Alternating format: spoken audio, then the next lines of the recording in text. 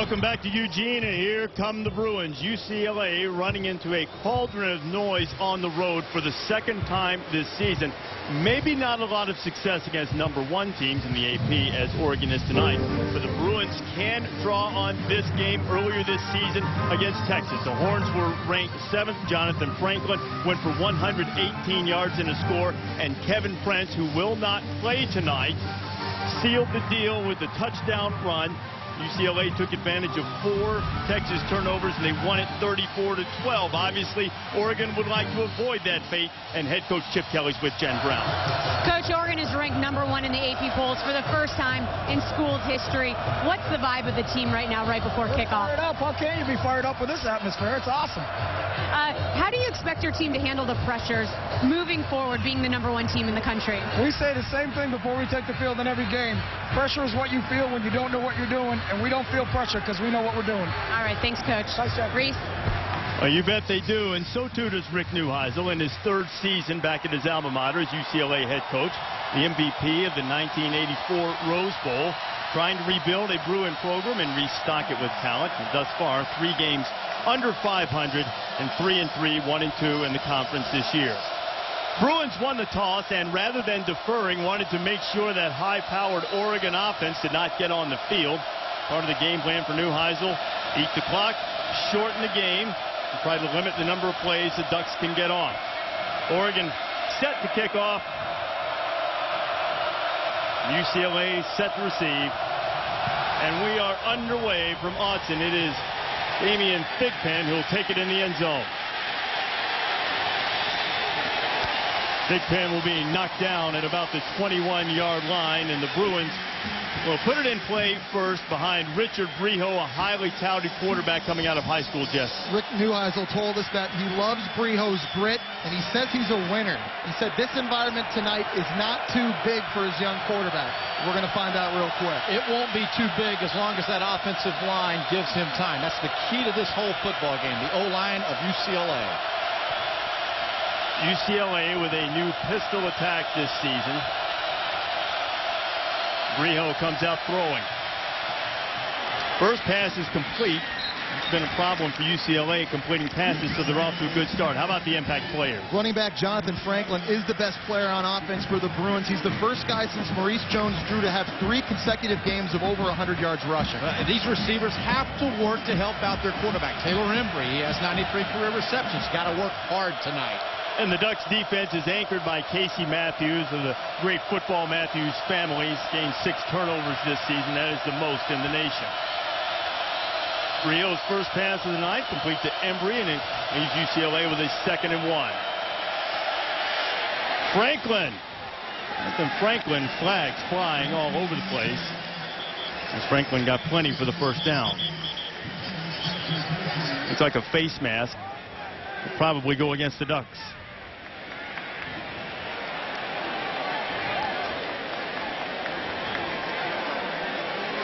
Jay Strickers talking it over, leading this Pac-10 crew tonight. UCLA with 2 solid offensive plays. Personal foul, face mask on the defense. 15-yard penalty, automatic first down. Jesse, right off the bat, you see an offensive line that has set up and did a nice job of allowing the pistol to have success on the ground early. I think this is a team that feels like they can run north-south against this Oregon defense that does a lot of east-west running. Look there, like that was Spencer Paysinger, the outside linebacker on the face mask. It was indeed Paysinger, a senior from Los Angeles. Game very meaningful to all of the Southern California kids, and there are several of them on the Oregon roster. Franklin has it again. Paysinger has him as he crosses the 45. As we prepared for this football game, there's an assumption, it felt like, on many fans and people around the country's part that UCLA, they got whacked by Cal, that they weren't a challenge for this Oregon team. And that's just a misconception. I mean, this team has the ability, a dangerous ability to win on the road. A very young team, Craig, rebuilding on the offensive line. They lost some guys they anticipated having this year. Only 1 starter returning on the defensive front 7. Brijo completed his first, and he completes his second. Christian Ramirez has a first down inside the Duck 35. Really nice job of play calling by offensive coordinator Norm Chow, getting his young quarterback easy completions early to get a confidence here in a hostile environment. I'm laughing because I'm thinking Norm Chow. I'm thinking here's a guy now that's had to change his style to the pistol. You know Norm Chow with a history of great quarterbacks throughout his life. He's figured out how to adapt his style, his play calling to his quarterbacks. Chow at USC for a number of years. Leinart, Carlson Palmer, BYU, and that great legacy of quarterbacks there. On the ground. Franklin plowing his way. And for those of you who might not be as familiar with Jonathan Franklin, he has really thrived in this new offensive attack. He's 15th in the country, averaging about 113 yards per game. He's a little guy, only 5'10", a $198, but he's got a lot of power behind those legs. He's gone off a couple times in some big games this year against some pretty good defenses, Craig. When UCLA wins, he rushes for 164 a game. When they lose, he only goes for 62 a game. Second down and 6 after the Franklin 4-yard carry.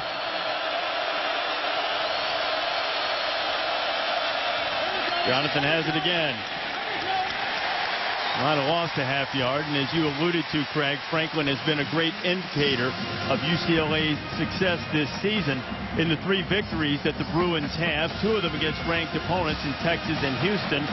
He's averaging 164 yards per game, and the 3 losses, a little under 63. Third down will be the critical down tonight for the Bruins. Rick Neuheisel told us the goal is 50%. When they've won 3 games this year, they've been at 50% on third down. 3 losses, they've been just at 19%. You see the number, not good on third down overall, among the worst in the country. Brijo firing, got a man, but it's intercepted. Picked off by John Boyette. That is Oregon's 23rd takeaway this season that leads the nation.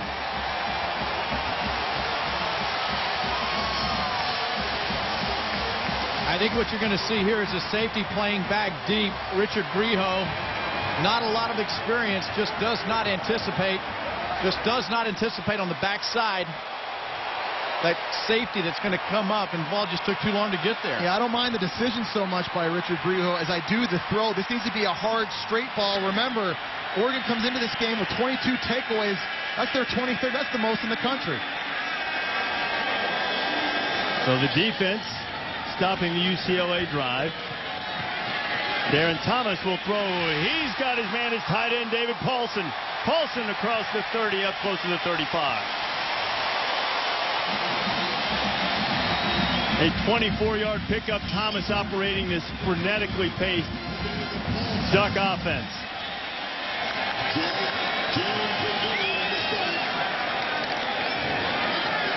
Thomas going to throw it again. He's got Jeff Mayo into Bruin territory. And down to the 45-yard line. You feel the energy of the crowd. They expect the tempo their offense is giving them. It is one of the fastest, it's probably the fastest offense in the country. UCLA has not seen anything like this yet defensively. They have to get lined up. They have to get in their gaps or they will get burned.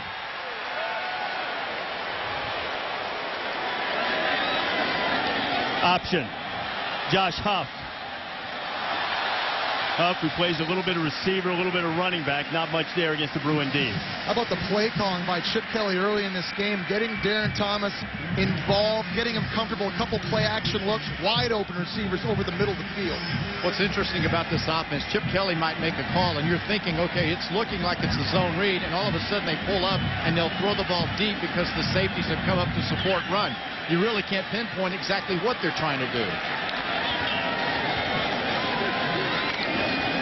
Another pass, another completion is DJ Davis. Davis will be knocked out of bounds short of the first down. It'll bring up a third down for the Ducks.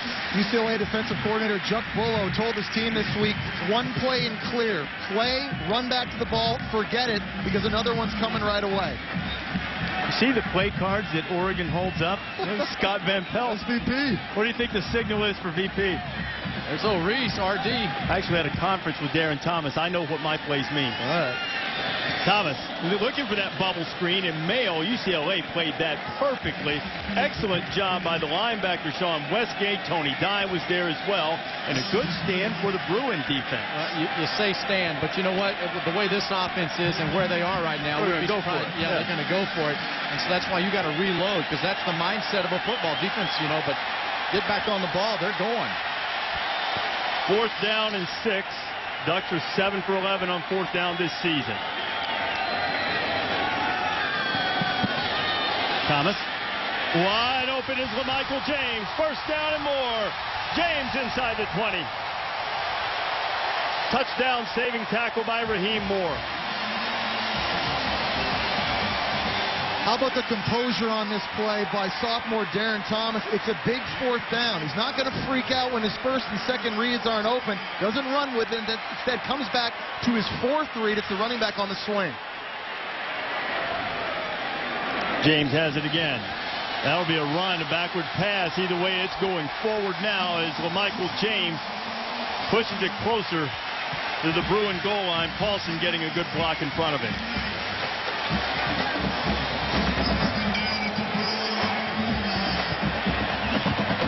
Tempo, tempo, tempo. LaMichael has it. James, touchdown!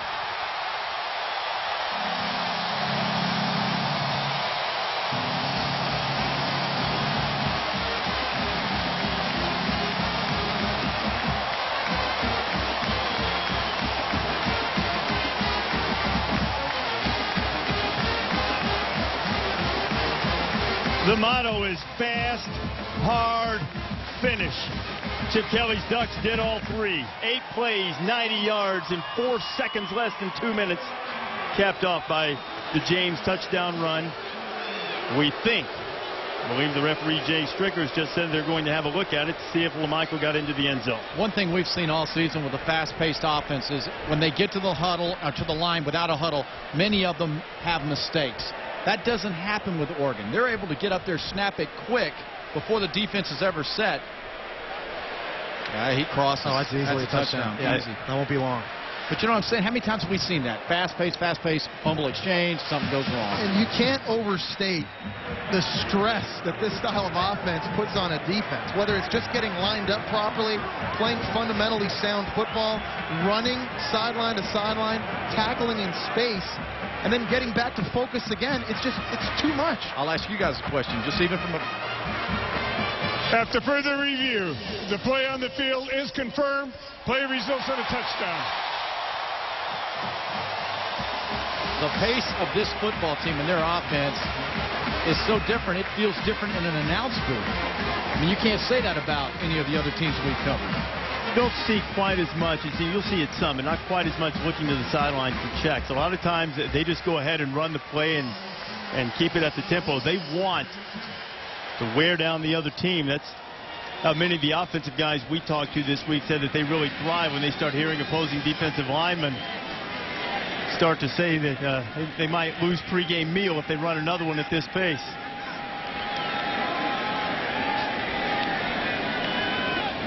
Rob Beard on for the extra point, and he puts it through. Now 34 for 34. And Richard Breho had the Bruins on the move until he threw the interception, and then the Ducks came right back behind their Heisman candidate, LaMichael James. Ducks on the board in the first quarter and up 7-0.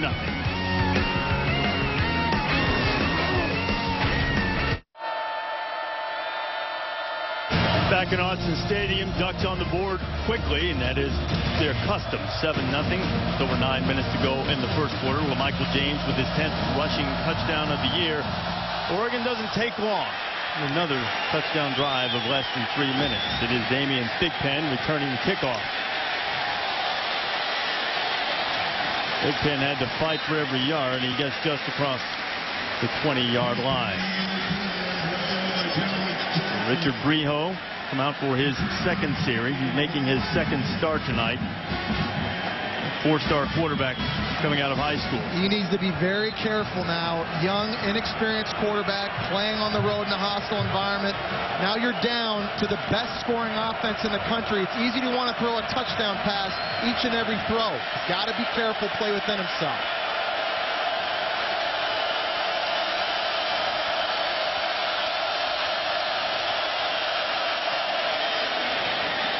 Franklin has it on the option look. This is a lot like the old school veer, is it not, with the pistol? It is. It really is, and it's downhill. That's what the runners like about it, is that they're going downhill. Their first steps are coming towards the line of scrimmage. That offensive line likes it because it usually gets by them quick. And that O-line averages 317 pounds. They really outweigh Oregon up front defensively. That's going to be their advantage tonight in this football game, in the trenches. Early on, when Stanford came in here, Stanford had some success, not only with Andrew Luck throwing, but also running the football. UCLA would like to emulate that. Franklin again. Flag coming in from way in the secondary. Franklin got up close to the 30-yard line. He'll be a couple of yards short of the first down. We'll see what the result of the penalty will be.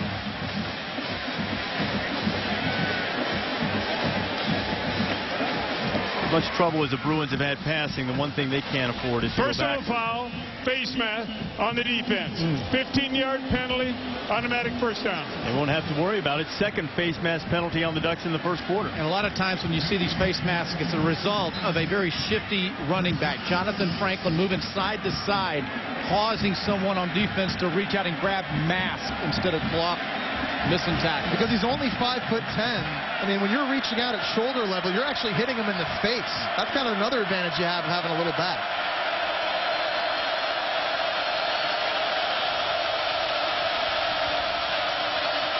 Breho. Nifty run from Richard Breho. Gets just into Oregon territory to about the 49-yard line. That's not necessarily a strong suit, but it worked well. But he's not a bad fit for this pistol offense because he ran the spread offense in high school. Yeah, and you know what? They will have to run. He'll have to have success tonight. Breho must use his legs to add another element against this Oregon defense. So one of the successful things that UCLA did against Texas, and then Texas subsequently did against Nebraska, was run the quarterback. Even without Prince, Breho will have to make some plays with his feet tonight. They'll probably rely on Franklin to make more. It'll bring up a third down. Defensive coordinator Nick Aliotti for Oregon told us he was going to load the box in this game to try to prevent the run. You see there on that example, there's a safety about 8 yards deep. They bring the short field corner. They got 9 guys involved to try to get around the ball carrier Franklin.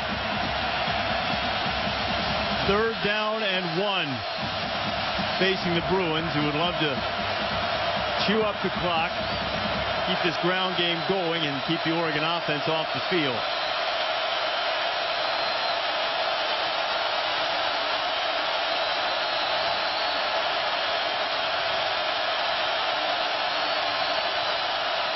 There's a high snap. Breho hit and knocked down behind the line of scrimmage. Terrell Turner in the backfield to make the play. The timing in this play seemed way off. When he puts the football out to extend it for the fake to Jonathan Franklin, it just took too long, Craig, and that allowed all those black helmets to get in the backfield. You know what? Every time we see short yardage goal line, 3rd and 1, 4th and 1, and not having a quarterback under the center, the ball snapped 5 yards deep, timing off, defenses are just too quick off the edges. So the other guy that messed up that play was the defensive tackle Brandon Bayer, who was back there and allowed Turner to take care of both guys. And the Bruins will punt it away. Here's Cliff Harris. Cliff Harris is the nation's leading punt returner, despite the fact he's not necessarily their leading guy. That's Kenyon Varner. Ducks have it for the second time. State-of-the-art training facilities here in Eugene at the University of Oregon, as you get a little quick glimpse at the workout that Craig and Jesse will have a little bit later on, I think. We didn't get the what? Whirlpool. Why didn't they give us that one? We'll take care of you if you guys continue to work hard. But Michael James, UCLA thought he had it, but Darren Thomas pulled it out. And a good gain around left end. I've really been impressed with Darren Thomas so far this year on his decision-making, not only in the pass game, but in the run game as well. He keeps it when he's supposed to on zone reads. Second down 3. Ducks need 3. They'll get that more. Thomas settling it beautifully into the hands of David Paulson. Best hands on the team, says Chip Kelly. came here and announced the spring game. Oregon trying to figure out, was it Nate Costa, Darren Thomas? Both were pretty equal. Chip Kelly, again, taking a quarterback, bringing him up to the level of play that he has. He's done it now several times with this program. Remine Austin coming in motion. Whistles going everywhere. The Bruins. Timeout. UCLA prior to snap. This almost feels like a tempo timeout that Ben Howland would call for the UCLA basketball team. Slow things down if they can.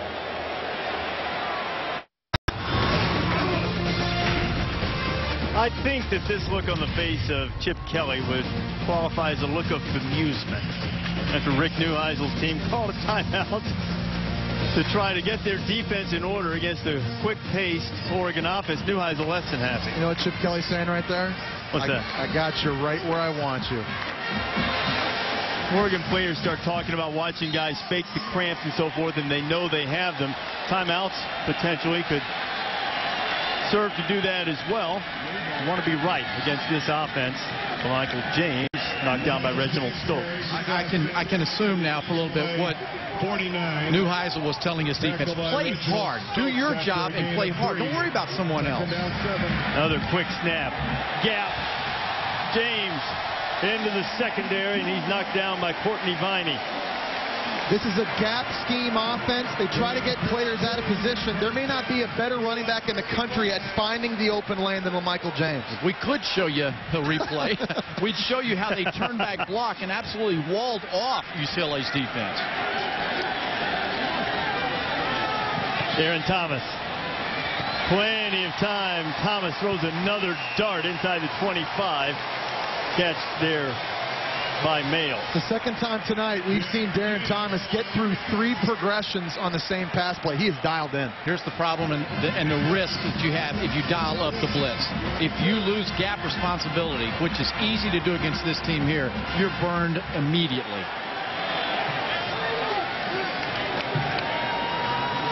Thomas turns the corner. Darren will have the first down, it appears, at about the 12-yard line. I really wish we could show you here. True freshman Owe Odigizue on the outside. His first time to see a zone read quarterback. And that time he just got caught in no man's land. How'd I do with that? Okay. Odigizue is a kid who's from a couple hours away from here in Portland. And he's getting a baptism by the Ducks right now. James inside the 10. What's amazing to think about is that Oregon actually practices faster than this. I mean, this game tempo is slow for them. They've got to wait on the chains to be moved. They've got to wait on officials to get the ball set. I mean, it really slows it down. Second down. Give. Michael James hit hard. He's driving toward the end zone. He can't pick up a first down without scoring. Tony Dye was there. Bruins saying they have the football.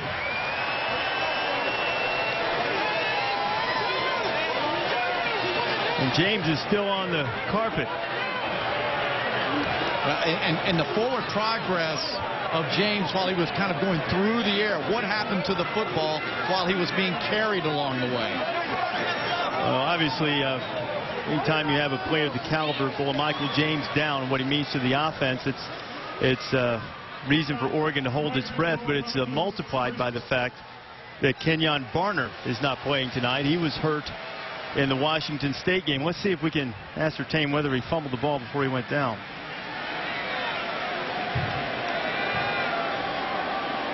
The ball definitely comes out there at the end. Kind of gets spun around.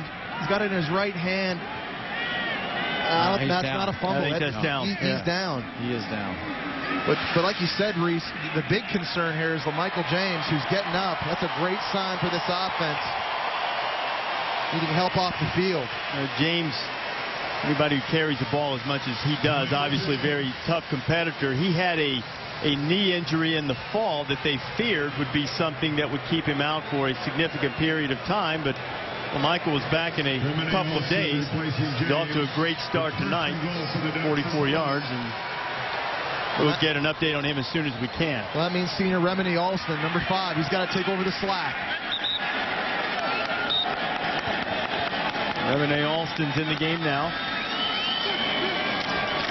Here's the 1st and goal. Thomas is going to keep it. Thomas makes a tough shot at the 1. Bruins flying around, and it'll be 2nd and goal.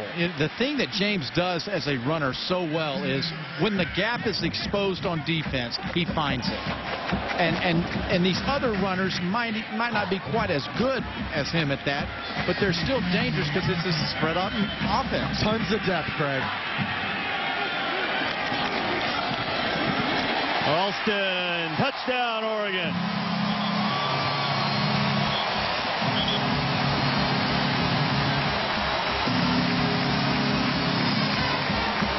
Jesse, as a testament to that depth, Remini Alston's been the 3rd-string running back for most of the season. That's his 3rd touchdown carry already this year.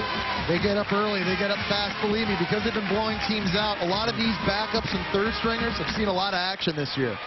Nate Costa, the backup quarterback. They have the automatic. If they see it, they'll just run it for 2, and it looks as if Costa got it in. So as if Oregon needs another weapon to find a way to put an extra point on the board. They find it with a 2-point conversion from Nate Costa. I think this falls under the category of what Chip Kelly lives by. Hard, fast, and finish. The touchdown, and then they go for 2. He doesn't care. He's going to play his game. They got the numbers advantage. Costa takes advantage. Ducks by 15.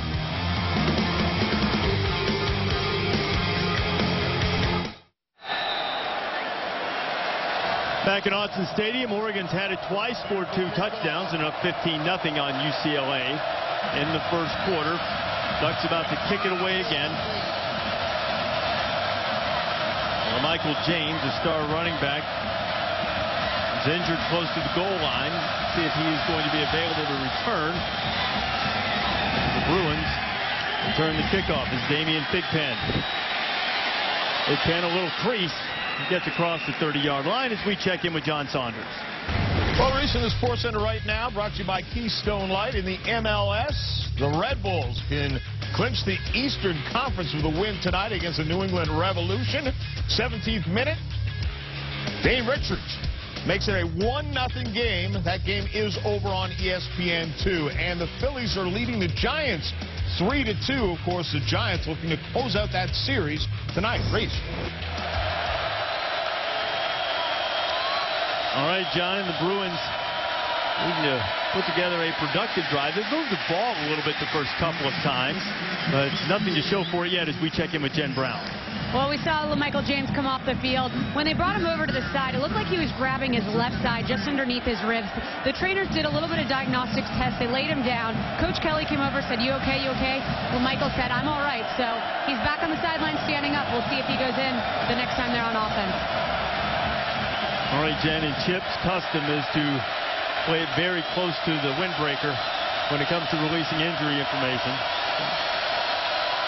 Let's see if Michael gets back. Meanwhile, Brijo with a 2nd and 8. Brijo completes the pass to his tight end, Joseph Fourier, the Notre Dame transfer. Gets it up close to the 1st down. Here we go with another 3rd and short. See what they try to do at UCLA this time. But the last time, the long snap, the timing way off.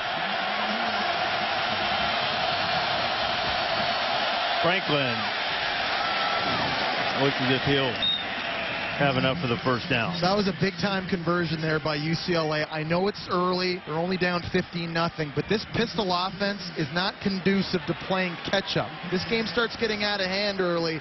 This is not a great passing team. Well, it's a team that averages 232 yards a game on the ground, 23 points. Just throwing it down the field is not their cup of tea. Jesse, you were extraordinarily kind. They're the 3rd worst passing offense in the country. Something Neuheisel and Norm Chow certainly want to work on to try to balance their attack.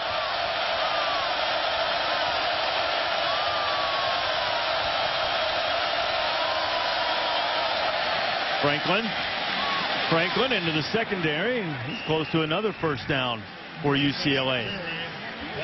Well, for the third week in a row, the #1 team, this time, in case of the BCS standings, faces a critical road challenge. #1 in the BCS, Oklahoma, goes to Missouri Saturday night, 8 o'clock Eastern time on ABC. Blaine Gabbert and the Tigers have played extraordinarily well. DeMarco Murray, worthy of being in that Heisman talk, too. How about Missouri very quietly playing great defense? 20 sacks on the year. They've got defensive end Alden Smith back. He was last year's Big 12 Freshman of the Year. Who have they played? Illinois and Texas A&M, and that's it, my friend. There was a first down. Derek Coleman's into the game for the Bruins, and the Bruins running right at the Ducks. Good pickup on first down by Coleman. Yeah, and here's a guy that had 185 on the ground against Washington State, 3 touchdowns. They've got good running backs here at UCLA. Tonight up front, they're doing good. It's just the little things that they've missed on the third down conversions, and you can't give it back to her. Oregon's going to score when they get the football.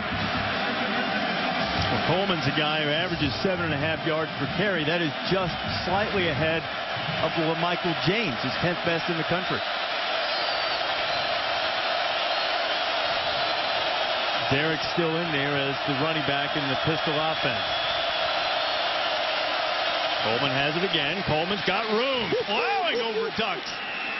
Derek Coleman running with authority. Javis Lewis took the business end of that one. Oh, see that north-south mentality here by the Bruins. A little bit bigger back with Coleman punishing those Ducks in the secondary. Quarter is coming to a close. You might remember Lewis as the guy who cold caught Chris Owusu in the Stanford game. He was on the worst end of that one. UCLA trying to stay in it, down 15.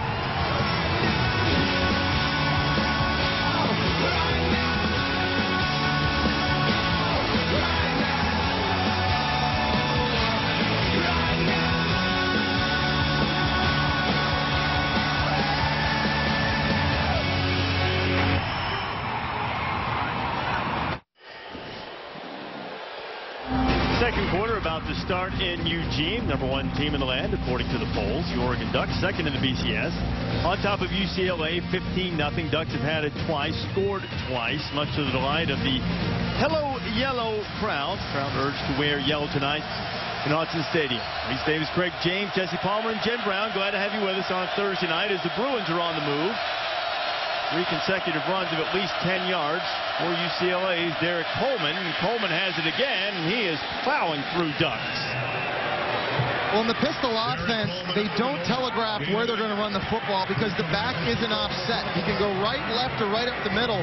The defense, it's tough for them to make leverage calls. They can't slant their D-line right or left, try to get angles against the running game. And you saw the wham block on the right side. Once that tight end came inside, it gave more numbers to block to the left side than when the ball was snapped. They outnumbered them offensively.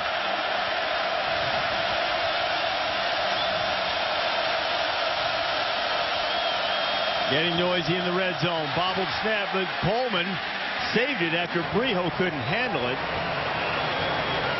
Eric got down close to the first down.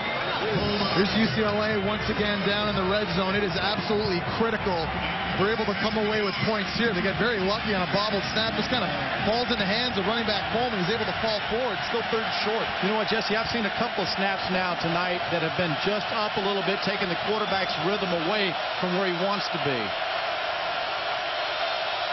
Bruins have struggled in the red zone, scoring only 74% of the time, among the bottom 20 in the nation. Need the first down. Coleman got it inside the 15. First and 10, UCLA. Another example where the motion back comes across, gives them the numbers to the left side. And with Coleman and his size and power at 230 pounds, that's all they need for short yardage. Again, it's early. It's 15-0, but I'm saying UCLA needs a touchdown right here based on the fact that their defense has not proven they could slow down Oregon's offense at all. A lot of pressure early in this game for this young offense. Brijo looked back to the sideline. There's still some time on the play clock. You'll never see the play clock get this deep when Oregon has it. Bruins content to take their time. Franklin's back in. Franklin has it. He's getting inside the 10, and the UCLA Bruin offensive line is making their living right in the center of the Oregon defense right now. Absolutely. Now, in the game that we broke down against Texas, they did a nice job up front, like they're doing tonight.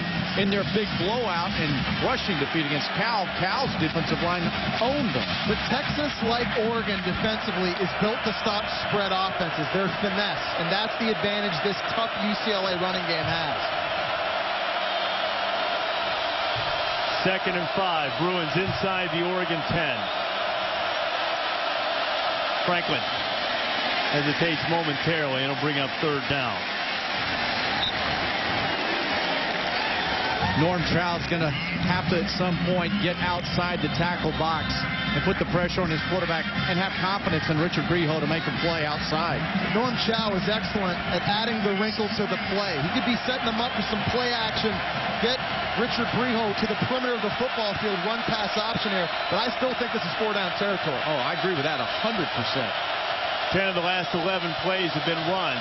Breho has hit 3 of his 4 passes. On 3rd down, Chow looking for the right call.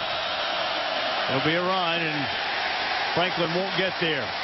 So now you guys say 4-down territory. It's pretty substantial distance to gain, but UCLA is going to send out their automatic place kicker, Ty Forbath, who's the Groza winner last year. Field goals will not be enough to beat Oregon here tonight. I guarantee you that. So here's what Rick's thinking. I can't afford not to get this thing and go down 21-0.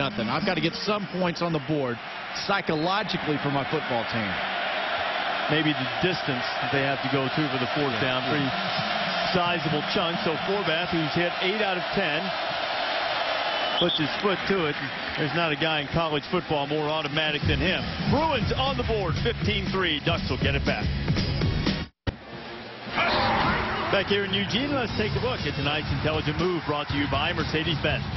Well, it's been a very smart move by Chip Kelly to continue to do what he does. LaMichael James getting to the end zone. Darren Thomas reading and managing this offense. Remedy Olsen coming in for that second score. It's only taken this Oregon Ducks offense 18 snaps to score 15 points, and it is never too early for Chip Kelly to try a fake extra point.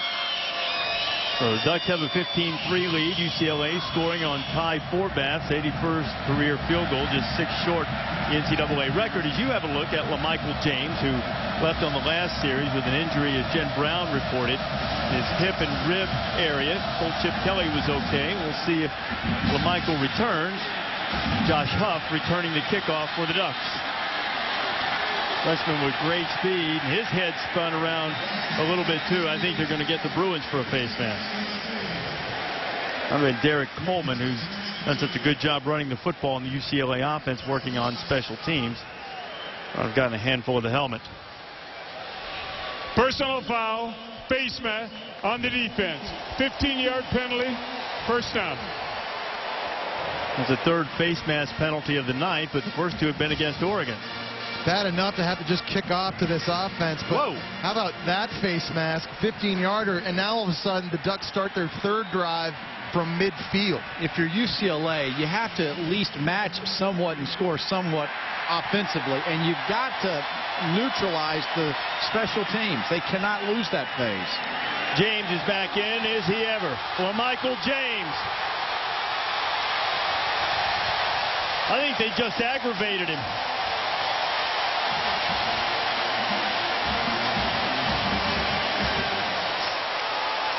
Wow, watch the next level of yellow jerseys, the offensive line getting down to linebackers and safeties and blocking. They're already ready to snap. Thomas throwing complete. He's got Lavoisier 2-A. One thing that's made Oregon so good this year is their productivity on 1st down. They've been averaging 6.5 yards per carry on that down. You see a UCLA defensive player down. It's David Carter. Now, let me explain. You're probably hearing some scattered boos. Now, Carter, and you never have any way of knowing this for sure, Carter appears to be in great distress. The reason the crowd reacts the way it does at times, it has been a strategic move by some opponents this year, according to the Oregon coaches, that guys have faked injuries in order to slow them down. Carter, though, is the training staff out to have a look at the senior. We'll check on his condition when you come back. See some of the faces from Oregon's football history. The previous guy was Ahmad Rashad, named to the College Football Hall of Fame 2007. Derek Lavelle, Oregon's all-time leading rusher. And Oregon, while certainly some great stars in its history, trying to go 7-0 for just the third time in school history. The last time was 1933. Darren Thomas firing. Thomas is 9 for 9. It's another Oregon touchdown, and it's Josh Huff on the catch.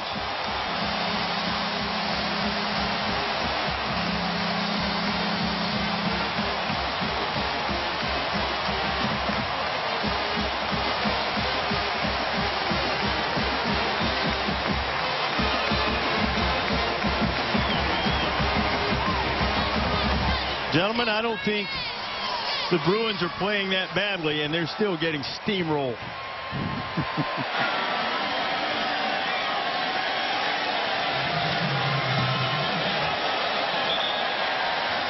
That was not pretty. It was effective, and in less than a minute, Ducks put together 3 plays and score a touchdown.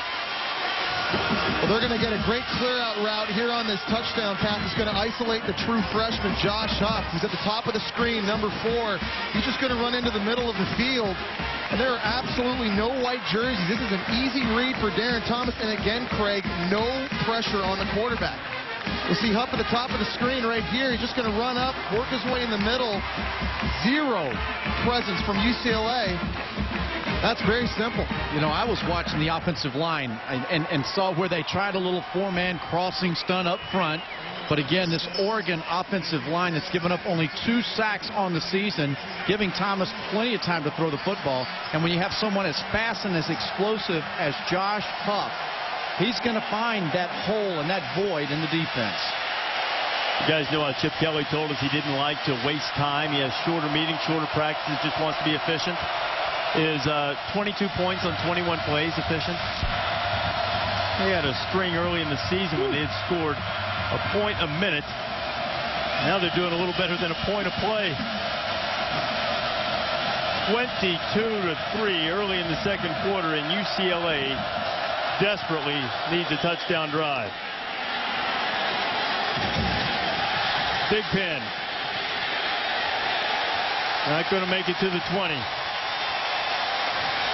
And as the Bruins get set to go back on offense behind Richard Breho, time for tonight's weekend menu brought to you by Applebee's, the headliner on ABC. Oklahoma going in to take on Missouri. How about Wisconsin down here playing against Iowa? John Clay became the first player in 30 games to have 100 yards against Ohio State's defense. Now he gets to turn around and play the 7th best rush defense of Iowa with the best D-line in the country led by Adrian Claiborne. And how about LSU and Auburn? Cam Newton continuing his run for the Heisman Trophy, almost at 1,000 yards, only the second quarterback in SEC history to do that. Oklahoma State still sitting there as one of the 10 undefeated teams, and Nebraska needing to right the ship after the loss to Texas. Breho lays it in there nicely, but unable to hang on with Christian Ramirez. You know what, Jesse? We saw the same thing. Guy up the sidelines like a receiver wide open, but the speed of Oregon's football team, just too much. Breho couldn't get his feet around to throw it. I want to go back to what you said, because he did have a wide open guy down the sideline. They're not going to get a lot of wide open shots and open looks. Try to keep up with this Oregon offense. Young quarterback's got to see it. He can't be afraid to pull the trigger.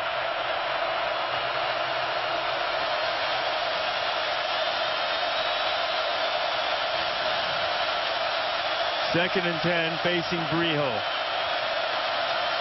Bruins will keep it on the ground. Franklin gets nothing. It'll be 3rd and long. In my evaluation here, though, watching this football game tonight, Oregon came in and wanted to show the country on Thursday night that they deserved the #1 ranking in the polls. Chip Kelly always talked about them playing faceless opponents. They don't overvalue games against ranked opponents, and they don't overlook mediocre teams. They don't care if it's the New York Giants, the San Francisco Giants, or the Little Giants. They play at a certain standard week in, week out.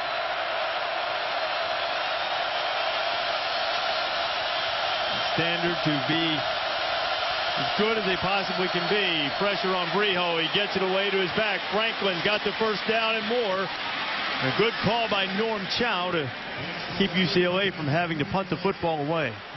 Well, they finally get an opportunity to show what they're going to do. You're going to see the hard press coming up in here by Matthews. And you're going to see they're going to leave the middle of the field. And an outstanding call by UCLA to take advantage of all of that speed that's been in their face. They left big-time pass rusher Kenny Rowe free. I think Rowe thought he had a sack. It was a great job by the running back just sneaking in behind him. Brio doing a nice job getting the ball out. That was a monster first down. A pickup of 18 on 3rd and 10. That's a first down for the Bruins. Keep it on the ground, and suddenly not much running room there as Brandon Baer stuck him. Zach Clark was there to help. It looks to me defensively now, because UCLA has had some success running up the middle, these D linemen, they're not slanting anymore. They're playing their gap, putting their head down, charging forward. And the success they've had was when Christian Ramirez, the fullback, came in motion and added that extra body in there for blocking. When they pulled him back out and brought him out to the side, there's no extra blocker in there. There's no advantage for UCLA's pistol.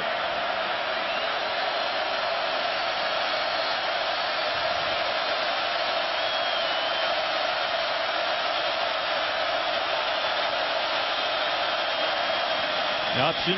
Brio left it. Another 3rd and long. This is exactly where Oregon wants to put this UCLA offense. They come into the game averaging only 96 yards a game passing the football. Very difficult to convert 3rd and long situations when you're not efficient throwing it. And Oregon's defense has held the opponent to 30% on 3rd down this season. Going with Richard Brio at quarterback in a pistol offense, and not a very good offense on 3rd down. That's a tough night for you. Bruins got 18 the last time they were faced with a 3rd and 10. 3 plays ago. Blitz coming. Paysinger. Brio got away from him, but he couldn't get away from the second defender. And to chase him down was Michael Clay with a hit, helped by a host of Ducks.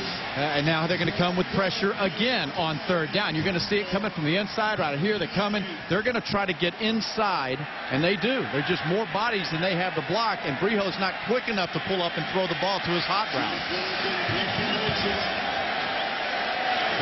So the Bruins are going to have to punt it away with Jeff Locke. Locke, 5th in the nation in punting, averaging better than 46 yards per punt.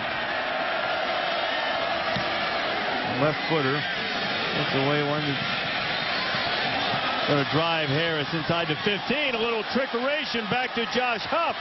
But the Bruins, great discipline on the punt coverage team. And they're able to get there, and Dalton Hilliard was able to make the great play on Huff. That thing could have gone for a while. But UCLA there to cover it. Ducks have the ball when you come back. Well, I hope you're enjoying our broadcast in high definition, but if you have ESPN 3D, the Oregon-UCLA game tonight from here in Eugene being broadcast spectacular 3D. See the guys working on the cameras and inside the 3D truck. One of the cameras and the announcers, David Lamont, Ray Bentley in there. Tim Brown also along. So Tim's enjoying the offensive explosion. Have to wear the glasses, though. Checking it out in the press box before the game. Slant, Darren Thomas continues to be razor sharp. DJ Davis making the grab. And this is why it's so difficult to get this Oregon offense off the field. They get chunks of yardage on 1st down to keep their 2nd, 3rd downs manageable. Thomas a perfect 10 for 10. Ducks will run it. James cuts it back. This is where he's dangerous.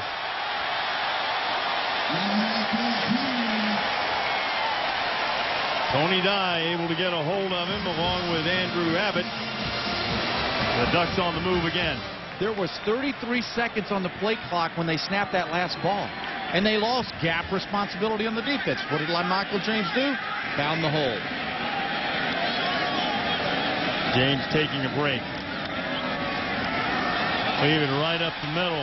No, it's a pitch. Great bait by Thomas. I thought he'd given it on. It was Josh Huff. You better use him. I know. See, right now, I would have lost my assignment. You lost your assignment going after the dive. And there goes Huff.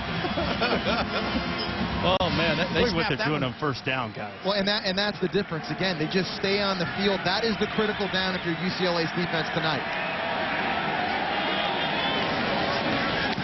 Thomas keeps it.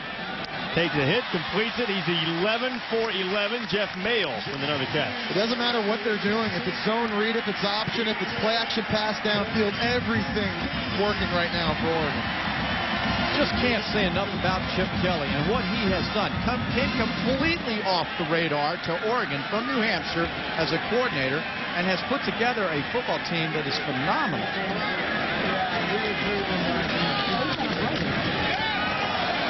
M&A Alston inside the 35. Another good pickup on first down for the Ducks. It was in 07, the last time they were ranked number 2 this high. They were at Arizona. Dennis Dixon, remember that, Reese? Yep. And they went there. Dennis gets hurt, and yet they didn't have a quarterback. All of a sudden, yes, they do have a quarterback, Jeremiah Masoli. Well, now Masoli's gone up.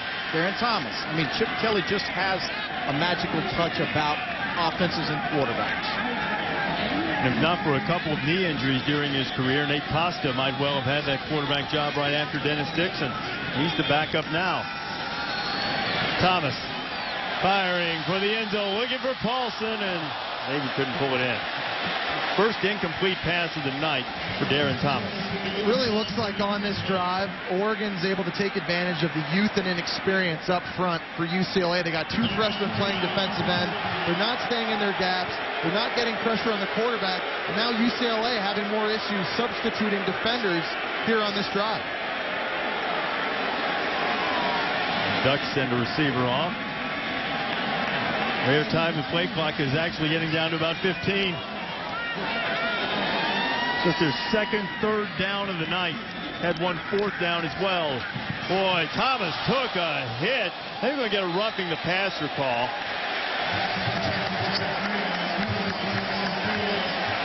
And that'll give Oregon the first down. Like Akeem Ayers, maybe Damian Holmes coming in to put a shot on Thomas. You know what? But they changed it up. UCLA finally tried to bring bodies to get to Thomas to disrupt his throw. Ayers just got to hold up on that. And that's the second personal foul now. Defense, number 97. 15-yard penalty, automatic first down. Second personal foul now since the kickoff on this drive, just setting Oregon up.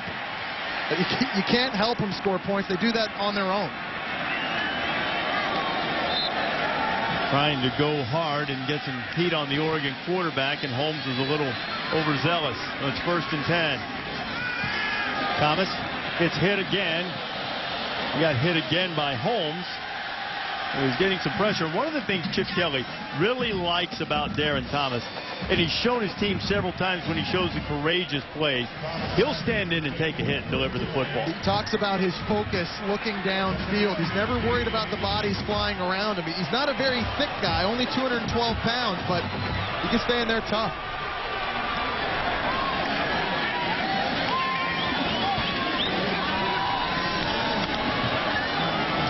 Michael James still on his feet. Oh. And Raheem Moore continued to hustle and made the tackle for a loss. A remarkable run by James to stay upright. If not for Raheem Moore's ability to listen to his coach, Chuck Bulla, the defensive coordinator, said, bring your feet, keep running with your legs through these tackles, especially against LaMichael James, or you will miss. And that's an example of the sideline-to-sideline speed UCLA has on defense. The issue right now, they got to stay in their gaps. They need to get a stop on third. Thomas needs 15. Pressure coming. He takes another hit. Davis complete. Turns it north-south, trying to get to the first down marker, and it looks as if he's going to be about a yard short. Darren Thomas at quarterback already sprinting towards the line of scrimmage. There was no doubt they are going for this on 4th. They've converted a 4th down tonight. Ball snapped quickly. James, first down. The one thing that Oregon's offense does different than others on short yardage goal line, 3rd and 1, 4th and 1, is that they snap it fast, right? So demoralizing for a defense. That's the second time now on 4th down. Oregon sprinted to the line and converted. And Chip Kelly saying, hurry up, let's go. Thomas. Fire. Touchdown, Paulson.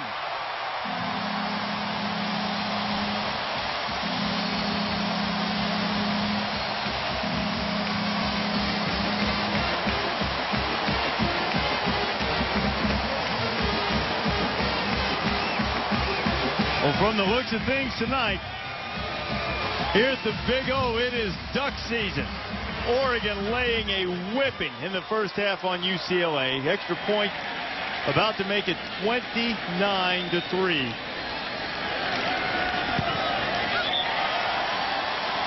How about this number here? 21 out of 23 receptions by Paulson have been for a first down or a touchdown. You think that's a guy that just gets it done?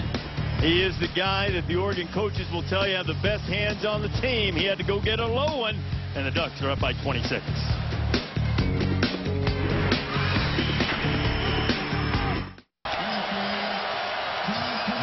All right, John, and that Oregon Duck who now has to do push-ups for every point scored. The Duck is now up to 73 push-ups tonight. And over 500 in the 72-0 win over New Mexico to open the season. And put together his own workout tape. Rival all the P90X guys. Just do the Oregon offense Duck push-up workout. You want to work out, just be an Oregon Duck fan. Come to one of their games. There's so much excitement. Nobody's sitting down. Now Oregon scored every time they've had it. 29-3. The Bruins have just been overwhelmed. UCLA's done some good things in the first half tonight, but is getting snowed under a yellow avalanche. Thigpen returning the kickoff, and he'll get about to the 26-yard line. Well, Saturday afternoon, catch a crucial game of the Big Ten. John Clay and the Badgers, number 13 in the land, taking on Ricky Stanzi and Iowa. Wisconsin coming off that huge win against Ohio State, going on the road to Kinnick Stadium. Others will see Nebraska and undefeated Oklahoma State. Some will see Georgia Tech and Clemson. 3:30 Eastern Time, 12:30 on the West Coast. College football presented by Buffalo Wild Wings on ABC or ESPN. Go to ESPN.com and search maps to find out where you can see the game you'd like to see. Kirk Herbstreit says that Iowa's a top 10 team. Already has them up there. This is their run. They begin to show why. Short game from Malcolm Jones, the freshman who just checked into the game. Iowa, Kirk had him number 6 on our BCS Countdown show last week. And Iowa has the advantage of playing the meat of its games at home in terms of the Big Ten Conference, starting with a game against Wisconsin. They've got Michigan State and Ohio State on the way, too. And I think Ricky Stanzi's really been the difference for Iowa early this year. Through 6 games last season, he might have been the most inconsistent starting quarterback in the country. But you see his numbers, he's been lights out. Season starts for him now, though. This is the beginning. Comeback, it better start soon for the Bruins. They're not really built to do it, but Breho's going to try to get it started. Breho finds Corey Harkey. A short game. Reese, you're right. UCLA's done some good things in this football game. It's just that there's so much power and speed from Oregon.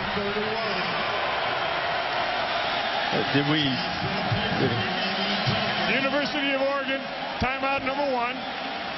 Timer, set the clock to 2 minutes, 40 seconds. 30-second timeout. All right, so the short timeout as the Ducks try to get their Ducks in a row, if you'll forgive me for that one. As you take a look at this week's projected BCS standings, brought to you by Tostitos. Oklahoma's sitting there. It's where we are right now. These are the initial BCS standings. Oklahoma sitting at number 1 and Oregon right behind. I think the biggest thing, it was funny looking at the BCS standings and in the larger version, when you get to look at the computers, the discrepancy between the human polls and the computers, some of these standings. The human polls have Oregon number 1, both polls. The computers have them at number 8. On the flip side, Missouri, number 16 in both human polls. The number 6 in the computers. It's important to remember the computers don't take margin of victory into consideration. LSU and Auburn this weekend. Whoever wins that game is going to get a lot of props coming out of that win. Third down, Franklin needed to get to the 37. He's not going to get close. You know, on the subject of the computers, one thing I've learned from our BCS guru, Brad Edwards, over the years of following this, sometimes the computer rankings at this juncture of the season can be a little misleading. And as Brad said on our initial BCS Countdown show, it's one of the reasons that the BCS for a while opposed releasing the standings this early, because of the reaction you would get to some things that didn't seem to quite mesh up with what people had seen on the field. Sunday nights, 8:15 on ESPN. I love that show because it's Santa Claus. When you reveal that, it's like interesting. I liken it to, I've always called college football the most significant regular season in sports. And to me, it's the most significant regular season, meaning election night. You know, you sort of wait on those results and see who has the edge. But I'll tell you guys, I mean, I respect the computer rankings. I don't have a problem with them. But I don't really need a computer or a poll to tell me this football team in yellow that we're watching pretty good. National championship worthy. Justifying my #1 vote. There's Cliff Harris. He muffed it. Cliff couldn't handle it, and boy, he paid for it. Bruins still trying to bring some hits. There's Dalton Hilliard, who did a good job on the trick play on the return earlier, putting the hit on Harris, and then they're getting to know each other a little bit. Here are the top 3 in the BCS right now, where they stand in the 3 components. The 2 polls combined for 2/3 of the formula. The computer averages responsible for 1/3 of the formula.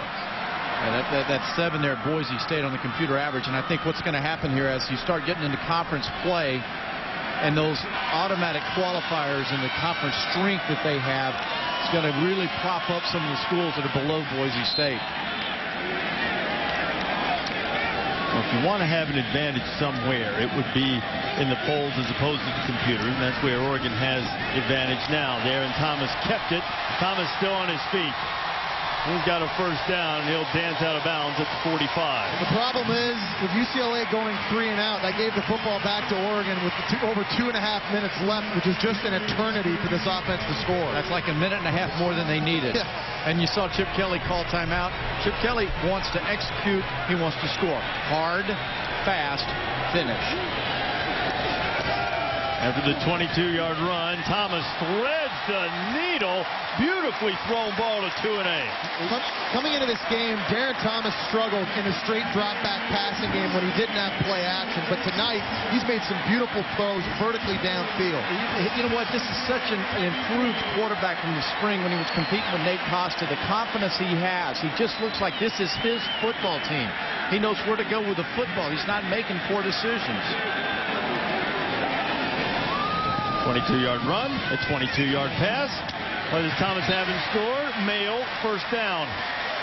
Jeff Mayo actually runs a double move stutter curl. I've never seen that run before. That was unbelievable. They scored a touchdown on this same move in the last game they played. And this time the pump fake, the defensive back stayed back. Touchdown coming here, boys. Oh man. Boy, here saw your face. Told you. Oh, what hands. What a catch by David Paulson. I mean, what's going on? I feel like I just blinked, and all of a sudden, here's Oregon inside the 10-yard line. The tight end with the one-hand grab tucks it with the left hand. First and goal for the Ducks. The previous play is under further review. Look, Thomas, I don't think he's frustrated so much, and Chip, too, and Chip getting the core loose. They're frustrated because it stops their tempo. You want to run another play. And another part of the thing that's so impressive here with Thomas is he throws his tight end open. He threw the ball where he was going to be open, a very difficult ball. It looks like at this point here, that's a catch. No question. And this review really works as a timeout and an advantage for a UCLA defense that's on their heels right now to try to get their wind. But I'm going to go back to that double move. Here's a defense that has been coached up. They did a nice job. They realized it was a double move. It was a fake hard pump by the quarterback.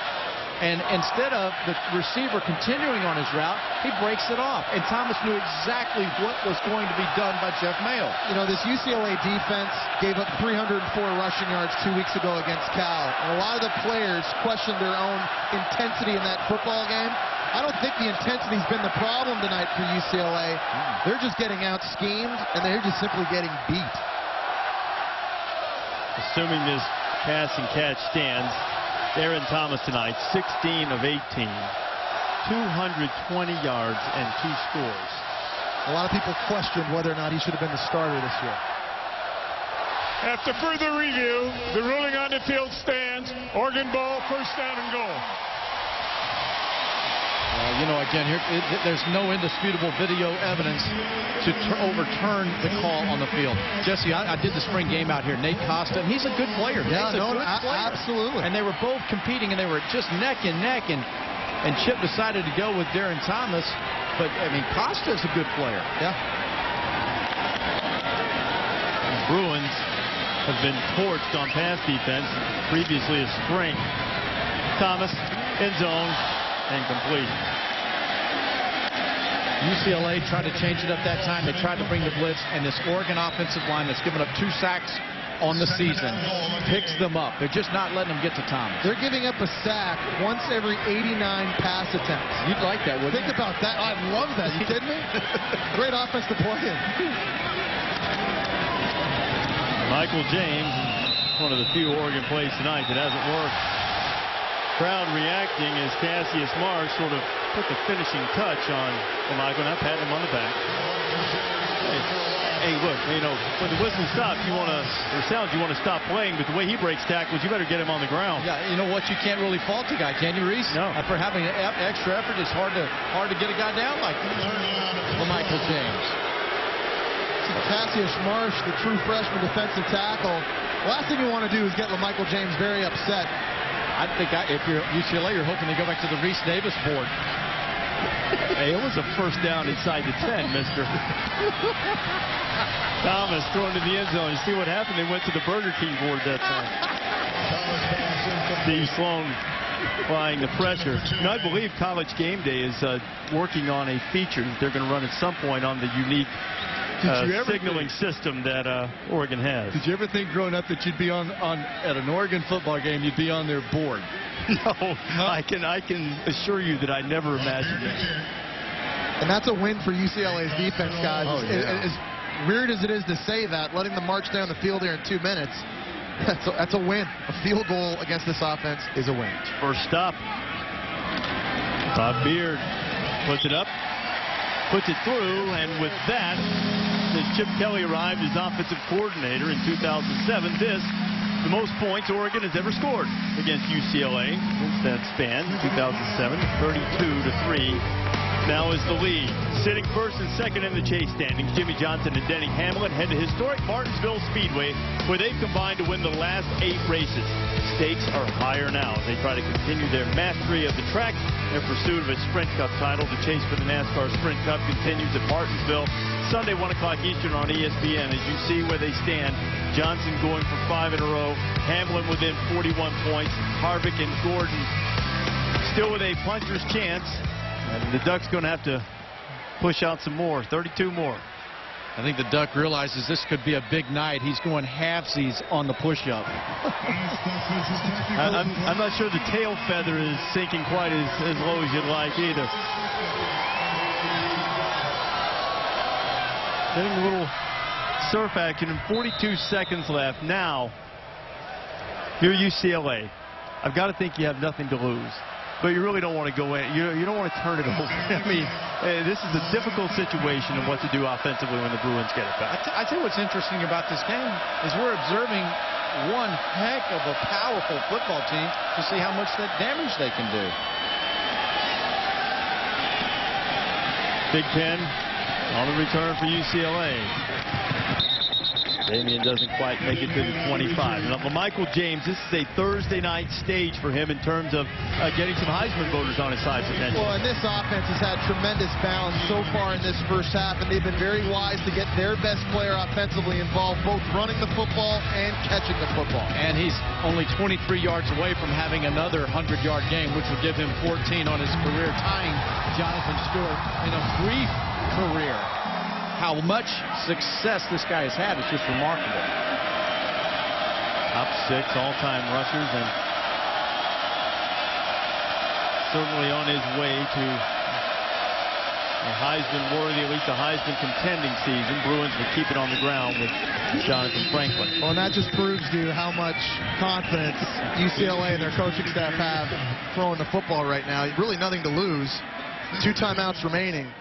Try to throw the football, get back in this thing. Well, they do call the timeout, and kind of to go back to the Heisman discussion. I was talking with Joe Tessitore earlier today, and Joe does the Heismanology segment where he tracks the ESPN Heisman voters, and he was talking about how Michael James slipped a little bit just because he didn't play last Saturday, and the great game that Cam Newton had against Arkansas sort of vaulted him to the top of virtually all of the Heisman voters that Joe has been tracking. I think the reason Cam Newton is at the top of that list, at least in my opinion, I would argue he's been more critical and crucial to his offensive success and his team's overall success than any of the other guys on that list. And he's not just a running quarterback. Arkansas blitzed him last week, and so what happens when Arkansas blitzed Cam Newton? 8 for 9, 132 yards, and a touchdown pass. So you can say, yeah, take away the run, and you got Auburn beat. Not so fast on that. Yeah, it's been tough to take away the run from him. I think the most effective thing that Cam has done this year is get 7 when they need 3rd and 6, get 5 when they have 3rd and 4. And even when you have a play defense perfectly, as Oregon did behind Casey Matthews that time, even when you have Auburn defense perfectly on a 3rd down situation, it's tough to get that big fella on the ground. He finds a way to get the 1st down and make another play. Heisman Trophy winners have big moments in big games, and in Cam Newton's 2 biggest games against South Carolina and against Arkansas, he had at least 175 rushing yards and 3 touchdowns. And now Mississippi State, a top 25 team, another nice notch on Auburn's belt, and the game where we did, and we saw kind of the coming out party there that night with Cam Newton. And I think the most important thing he's done too from a team building standpoint is the other guys are starting to feed off of him now. I mean, Auburn's won a lot of close games. The game we saw was a 3-point win. Beat Clemson in overtime, South Carolina in a little bit of a close game. And now, you mentioned the big stages he's had. He's got 2 more coming against LSU starting Saturday, Alabama later. But this will be a big one on Saturday on the Plains. I'll ask both of you guys. You grew up down in the Southeastern Conference. You played in the SEC. Have you ever seen a guy have this strong a start with this big a statement at the quarterback position in the SEC? Maybe Tim Tebow the year he won in 2007, but this will be the best test Cam Newton has faced so far. This LSU defense is serious. They are fast. They are physical. Statistically the best defense in the SEC. Yet another test, another chance for Cam Newton to show those voters. We'll see. We'll see if LSU can take advantage of that pass defense that's sorely lacking at Auburn. They've already allowed 13 touchdown passes against them. And at one time, Darren Thomas, the quarterback here from Oregon, was committed to play at LSU, wanted to play quarterback, and one of the reasons he decided to change his mind and come to Oregon was because LSU had in mind perhaps that Darren would change positions. Now, Jesse, as you pointed out, he's a fit for this particular offense. Every situation's different, but one time, Thomas was on track to go to Baton Rouge, but he's doing awfully well here in Eugene tonight. He has his team up 32-3. Jim Brown with Rick Neuheisel. Coach, you've had some success early moving the ball. What do you need to do in the second half to convert on those drives? Well, we got to find a way to stop them. We haven't yet. They've been down the field every time. The last time, Reese held them to a field goal, but they've been dynamic tonight on offense. What's the one thing you want to see out of your defense coming into the second half then? We're going to keep fighting, Jen. We're going to go in there. We're going to dial up some offense. We're going to see if we can get ourselves back into this game. We will not quit. All right, thanks, Coach. All right, Jen, and Neuheisel's dealing with a very young team, some inexperience on defense, and having to deal with this offense and that running back. That's not the way to go. 32-3 at the break. Let's join John Saunders, the IBM halftime report. Welcome back to College Football Primetime on ESPN, served by Applebee's.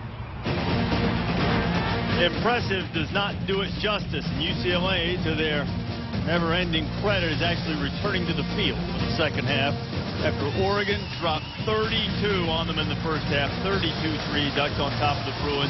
Total domination statistically by Oregon, the nation's #1 scoring and offense in terms of yardage, 357 yards in the first half. Reese Davis, Greg James, Jesse Palmer, Jen Brown down on the field, and reasonable minds can differ about who really #1 is, but Oregon certainly made its case in the first half. The most impressive thing for me was 16 of 20, 220 yards by Darren Thomas. And they did not get to Thomas. Again, this offense has given up 2 sacks all season. If you can't stop the pass, that run's going to just crush you. It's great balance. The impressive thing to me for Oregon has been their ability to handle the big stage. Everybody wondered how this team would respond now having the targets on their back, #2 in the BCS, #1 in the human polls, and they're out here putting on an offensive clinic.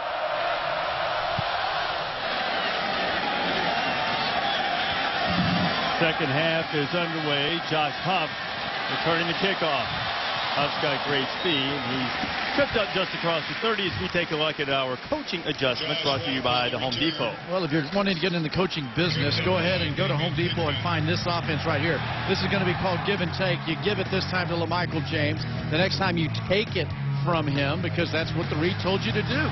That's what this offense does. It takes what the defense gives them, and then again, when Thomas can throw the ball like that, Jesse, how do you think about stopping it? Guys, this has to be the first time that our coaching adjustment has been, don't make an adjustment. Just keep doing what you're doing. Huff on the pitch. Another first down, big gain that moves the chains immediately for the Ducks. Raheem Moore and Steve Sloan on the stop. Josh Huff is one of only 3 true freshmen that have even seen the field this year for Oregon. He's averaging over 15 yards every time he touches the football. You got to be special to get on the field your first year out of high school, and he's one of those guys. On this team. Yeah.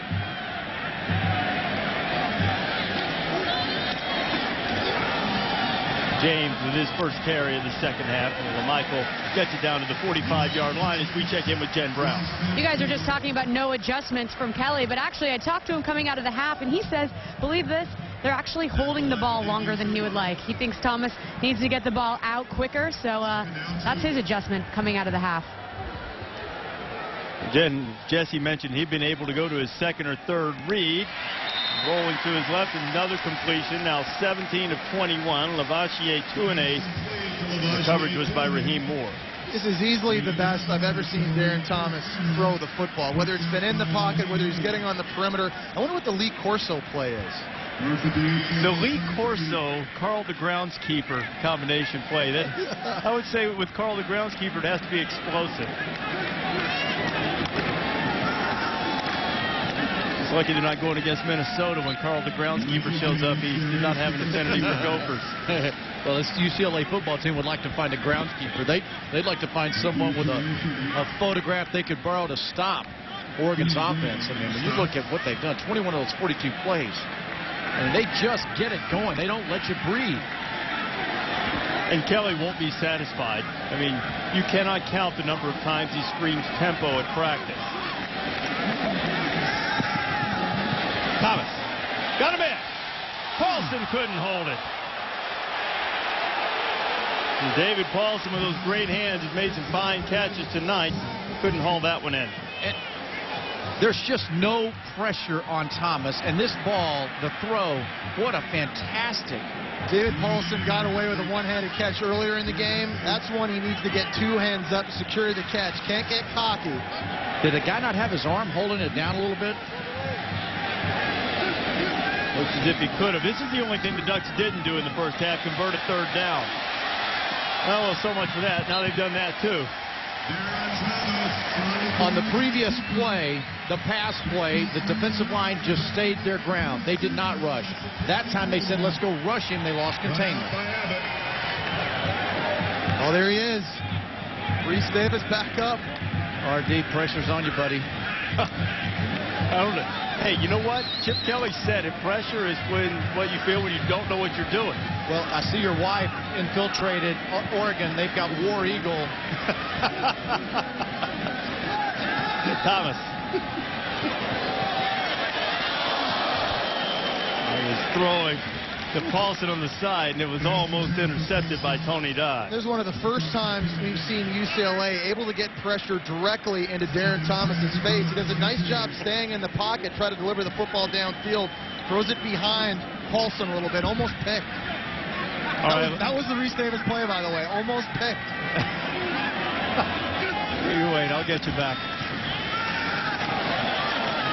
Michael James getting inside the 20. It'll bring up third down for the Ducks. I'm sure Rick Neuheisel went in at halftime. You heard him tell Jen right before he left the field, we will not quit.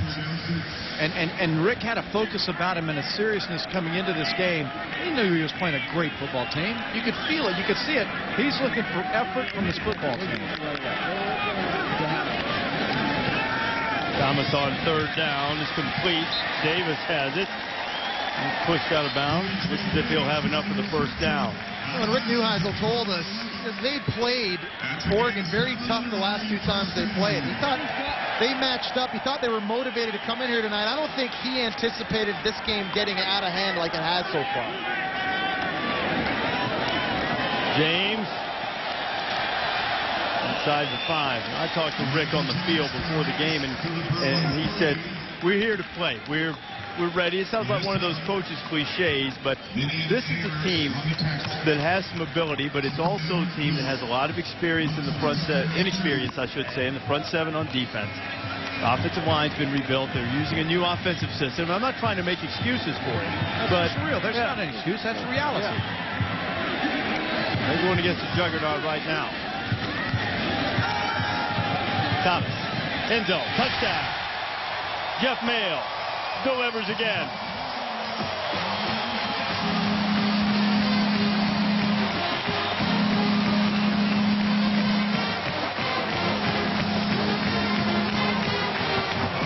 (20 of 26, 256 and 3 touchdowns. Well, Michael James is a deserving Heisman candidate on this Oregon team, but Darren Thomas is stealing the show.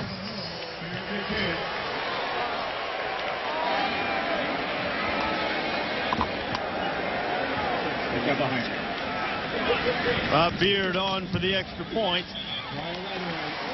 And the Ducks have 39 on the board. Duck, I'm going to tell you, the chest muscle is going to be sore from all the push-ups. UCLA sore from getting steamrolled. 3rd touchdown pass of the night from Darren Thomas. Men in yellow are rolling.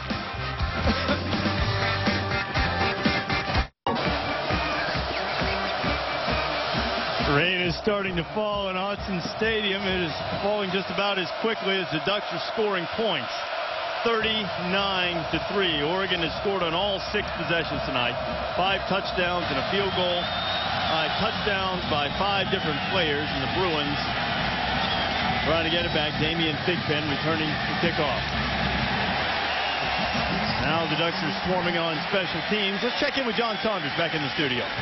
Well, recent time now for the AT&T All-America Player of the Week. He's from Oklahoma State. Justin Blackmon, receiver, 10 receptions for 207 yards and a touchdown in a win against Texas Tech. Got 955 yards in the season and 12 touchdowns. Remember, text the word VOTE to 345-345 to vote and for a chance to win a trip to the national championship. Reese. John Blackmon has to be the leading contender for the Biletnikoff right now. Breho's first pass of the second half is complete to Marbury. There's another great example on that touchdown by Darren Thomas getting through his progression. He's going to roll out to the left. He's got a slot receiver 2-A running a return route, but the second read is Jeff Mayle working the baseline. He gets through it very quickly, makes a very accurate throw, rolling to his left. Now, why did that play work? 2-A, the slot receiver stayed his ground. He didn't drift to the middle of the field. Had he drifted to the middle of the field, it would have been right in the passing lane.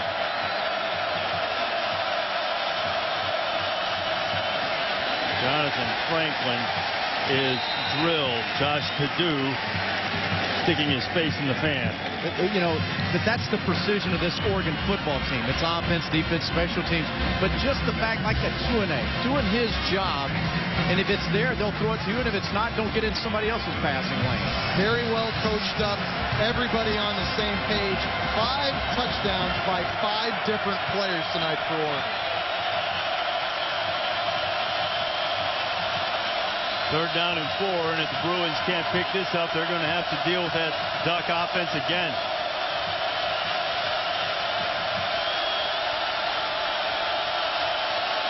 Here comes some pressure. Bruins pick it up nicely. Breho trying to run for the first down. Richard staying on his feet and fighting his way across the 30. It'll be first down for UCLA. And that's what Rick Neuheisel's looking for, especially from his quarterback, Breho, getting out of the pocket, making a play, extending the series.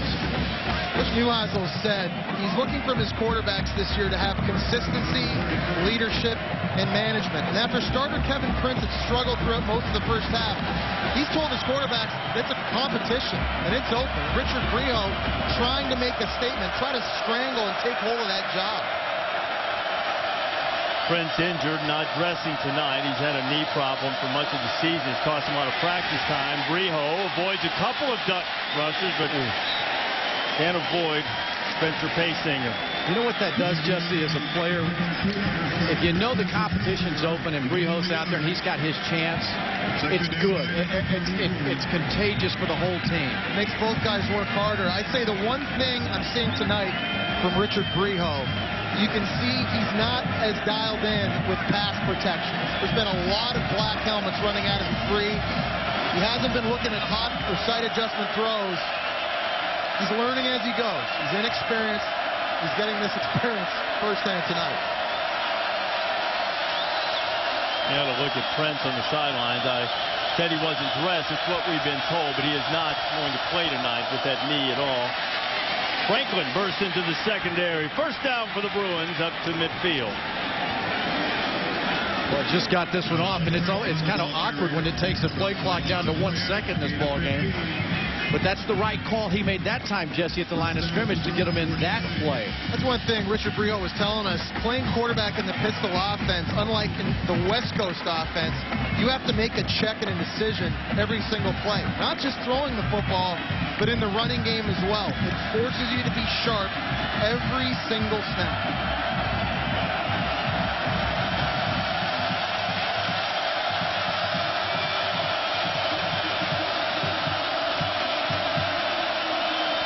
First and 10. Coleman's back in. Breho has to get rid of it.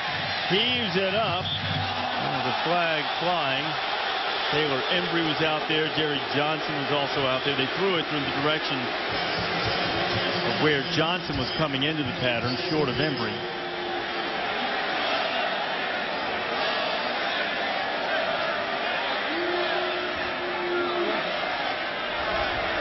Pass interference on the defense, number 13. 15-yard penalty, automatic first down. Cliff Harris is a guy that has a lot of upside, and they're trying to work right now, Nick Aliotti, the defensive coordinator, just to teach him the little things of the game. You know, getting the hands on a receiver down the field right in front of an official, you're probably going to get called on that. Yeah. But, you know, Harris is a guy who has enormous talent. He took 2 punts back against New Mexico to tie a Pac-10 record that has stood since Mike Garrett played for USC in 1965, the former Heisman Trophy winner. But Harris is a guy who has that cornerback attitude. He's a guy that Aliotti has a great deal of regard for. He's trying to help him develop, and Nick's words conform as Breho goes up top, throwing for the end zone. He can't connect with Jerry Johnson. There's another flag on the field.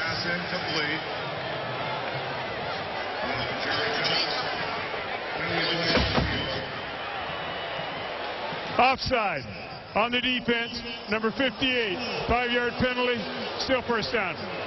It was Kenny Rowe, who led the Pac-10 in sacks last year, called for the offsides. And we'll go back to Harris for a minute.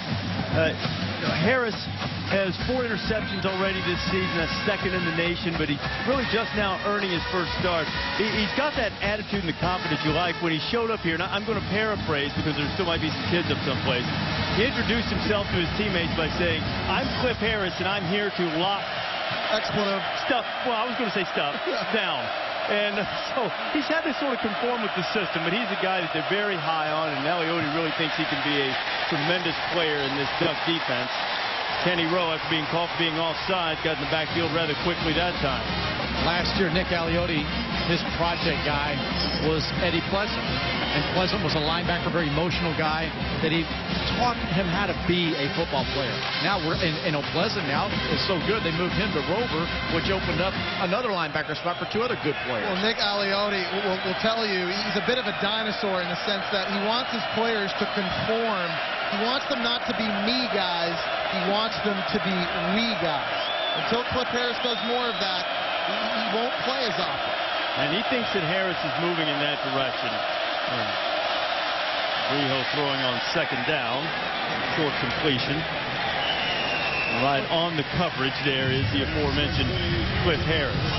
Nick Aliotti and his defense, they really don't get all the praise they should. But on third down, for instance, the money down, that's where you really see when a defensive coach is lined up with his players and his players understand his strategy and philosophy of the down and distance. Well, he's showing you his experience as a play caller, taking advantage of the young, inexperienced quarterback, sending lots of pressure on this down, try to force a bad throw, or get a sack on only a sophomore. Ducks 11th in the country, as you saw a moment ago, on third down. Now they'll try to keep the Bruins from getting 2 yards. Franklin, first hole wasn't there. Didn't have anywhere to go. Josh Perdue makes the stop. They bring a strong safety blitz on this particular third down. It ends up working well because up front they're able to stymie those linemen from UCLA, and it doesn't allow the running back a place to get away. Especially to the outside, Jesse. It doesn't allow that cut to get outside because that pressure's coming off the corner. And they really did it with balance. You're seeing a very effective defense staying in their foxhole. Ty Forbath is going to try a field goal. He is only 6 field goals short of the NCAA record. Ty from about 49, easily within his range and well within his accuracy. 2 Forbath field goals tonight. He's 5 away from the record. The Bruins still down 33. The great facilities here at the University of Oregon. Certainly the man who has made a great deal of that possible is Phil Knight. Of course, the head of Nike and an Oregon graduate, former track athlete here. Great fan of the Ducks here at Austin Stadium tonight. His favorite team, though I'm sure with his position as a businessman, he has many favorite teams. The one where he went to undergrad with a 39-3 lead on UCLA. Josh Huff will return the kickoff. Huff gets it out close to the 30-yard line. We're starting to get used to this script. Number 1 ascends to the top, and then they have to go deal with a tough-ranked opponent on the road. This week it'll be DeMarco Murray in Oklahoma venturing into Blaine Gabbert's house in Columbia to take on Missouri. ABC Saturday Night Football, 8 Eastern, presented by Southwest Airlines. You see a comparison between the 2 quarterbacks. Landry Jones, a bit of a dark horse for the Heisman Trophy right now. He went 30 of 34 against Iowa State last week, broke the school record for completion percentage in a game with a minimum of 25 attempts. Here's the numbers that jumps out at me in that ball game. Oklahoma on 3rd and 1 or 2, 89% conversion. They keep the ball. Michael James loses his footing as he is close to the line of scrimmage. He'll lose a couple. Which allows Landry Jones and then DeMarco Murray and that offense just to keep it and grind it. Oklahoma, powerful team. I mean, and they're young. They're just going to get better. Thomas up top. Mail's out there. Mail's got it.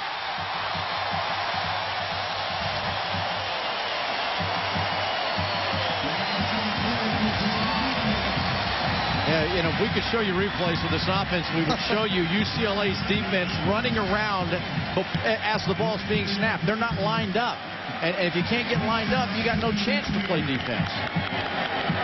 Thomas needs 2 yards for a 300-yard passing game. It's for the nation's 3rd leading rushing attack. He's got it. 300 yards, Mail on the catch. How about Jeff Mail, a guy that played safety his first 10 games as a freshman for Oregon? They moved him to wide receiver, and he's been Mr. Consistent the last 3 years now catching the football. He put on weight so that he could become a better player, a stronger player. He's dependable. I really like Mail. Oh, it's batted down from Thomas. Mail, when he was 12 years old, his dad was on a fishing trip and he told him he couldn't play football. He slipped around and tricked his mom into letting him play.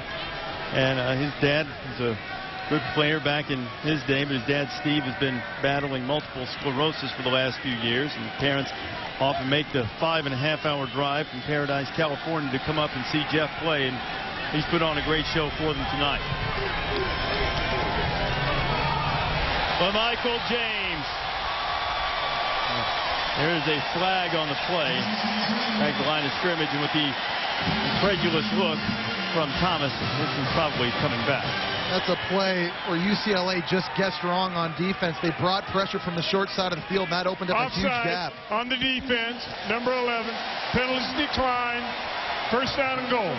Well, Darren was over there looking at the official like, what did we do? And the answer was nothing. It was on UCLA. And I'm just so impressed with this offense at the tempo they run without making as many mistakes as we've seen from other high-paced offenses. That's the problem with these gap offenses, right? They just zone block. They let the running back find the hole. 14 now career 100-yard games. Already tied the school record. This just in his 17th game. Did you see that? You see who made the tackle? Darren Thomas. That's about the only guy there who can tackle Michael James. These guys down. Footsie. Well, Michael over 100 yards again. He's getting close to 1,000 on the season. Came in with 848 yards, and it's after missing the season opener due to a suspension, an off-the-field incident. This is very rare. This is the slowest we've seen Oregon get ready for a snap so far this game.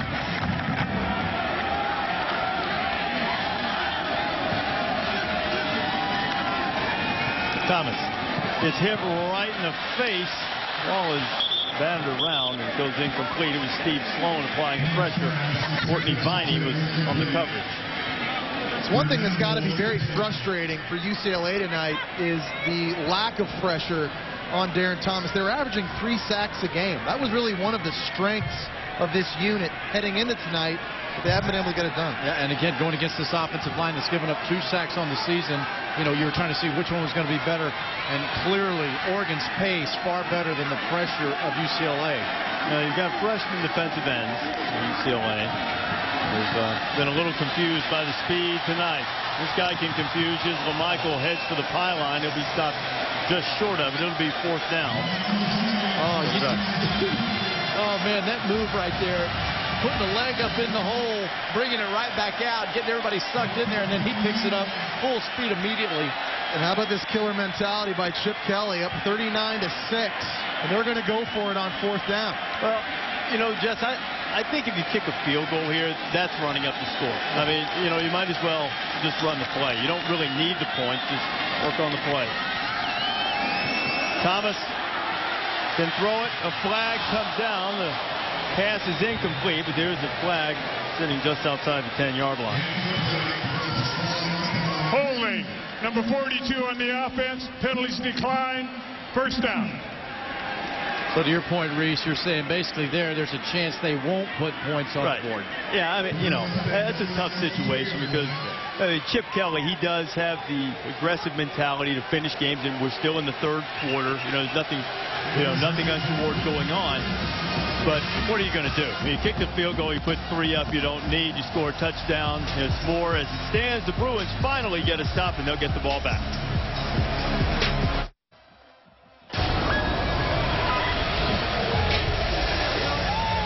This telecast available in 3D on ESPN 3D, brought to you by Sony. See some of the fans at the Bud Light viewing party in Eugene experiencing the very latest technology firsthand.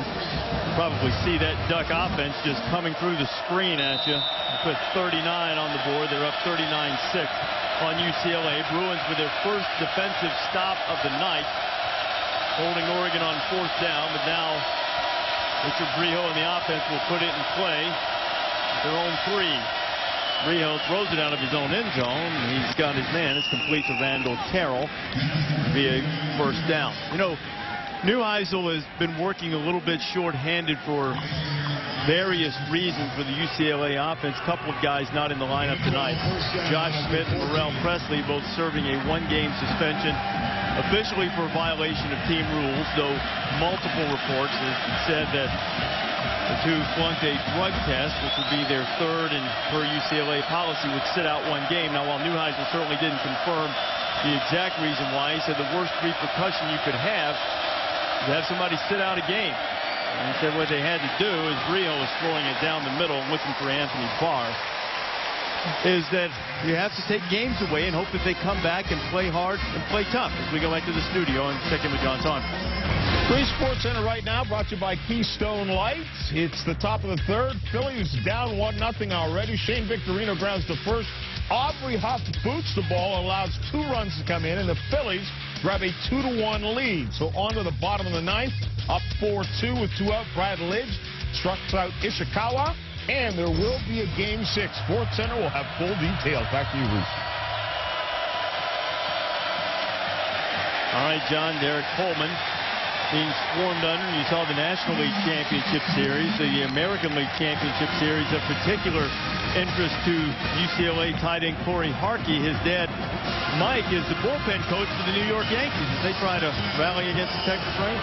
They've got to figure out a way to hit that Rangers pitching consistently. been an interesting run for the Rangers. As indeed, Josh Hamilton has shown his immense talent. There is Corey. He's an athletic family. He's chosen football, and he's junior. Has 4 catches on the season and none tonight, but he's helped the Bruins run it a little bit at times. Brehill's holding it too. Oh, ball's on the ground. Looks like the Ducks have it. Kenny Rowe got to Richard Brehill, and Oregon's on the doorstep. Young, inexperienced quarterback Richard Brehill showing you that inexperience here. Understanding when you're down inside near your own end, third down, ball's got to come out. And if your first receiver's not open right away, you immediately got to look for a check down, or you got to throw this football away. Yeah, but just to tell you how much of a work in progress UCLA is, that left tackle 72, Sean Schuller, was playing defense in 09. So they're trying to put the parts together to where they all can have success on plays. They're just a lot of guys in new positions they've never played. There are 3 guys that aren't on that UCLA offensive line. Xavier Suafilo's on a Mormon mission. Well, Michael James goes in for a touchdown. Another academic ineligibility and another with an injury. Guys that could have been starters up front for UCLA. Kevin Prince is starting quarterbacks out, and Oregon is now rolling it up as Michael James winning again. Go ahead and plant a seed for you to ponder as we go through the end of this ball game. Who would you like to see this Oregon team line up and play against in the country? But whoever it is, you better think of somebody that's got speed on defense and can play in space. The extra point is up and good, 46-6. Oregon offensively happy to take advantage of a sudden change situation. Another simple zone read play. The offensive line doing a great job opening up a seam for LaMichael James on yet another score. You take a look at the rush chart and kind of where he's been able to run with success. He's really had a lot everywhere. Yeah, because he averages 9 to the left side. He was 8 or so to the right. That's just and I was watching that time. Carson York, number 77 left guard. I mean, they just crush people. Once they get on you, that big offensive line, they 6'5", big fellas. We asked Chip Kelly who his best offensive lineman was, and he didn't really single anybody out. He said they play to the sum of their parts. And all 5 guys played last year. All 5 returned this season. They have that chemistry, that continuity. Maybe the biggest reason why this offense is able to roll. Well, this offense is sitting at 500 yards on the dot tonight. We are not yet through the third quarter. That's about 67 yards short of their nation-leading average. Reese Davis, Greg James, Jesse Palmer, and Jen Brown with you, seeing an impressive display from the #1 team in the polls, #2 in the BCS. UCLA playing for pride. The Ducks have pushed their lead to 40.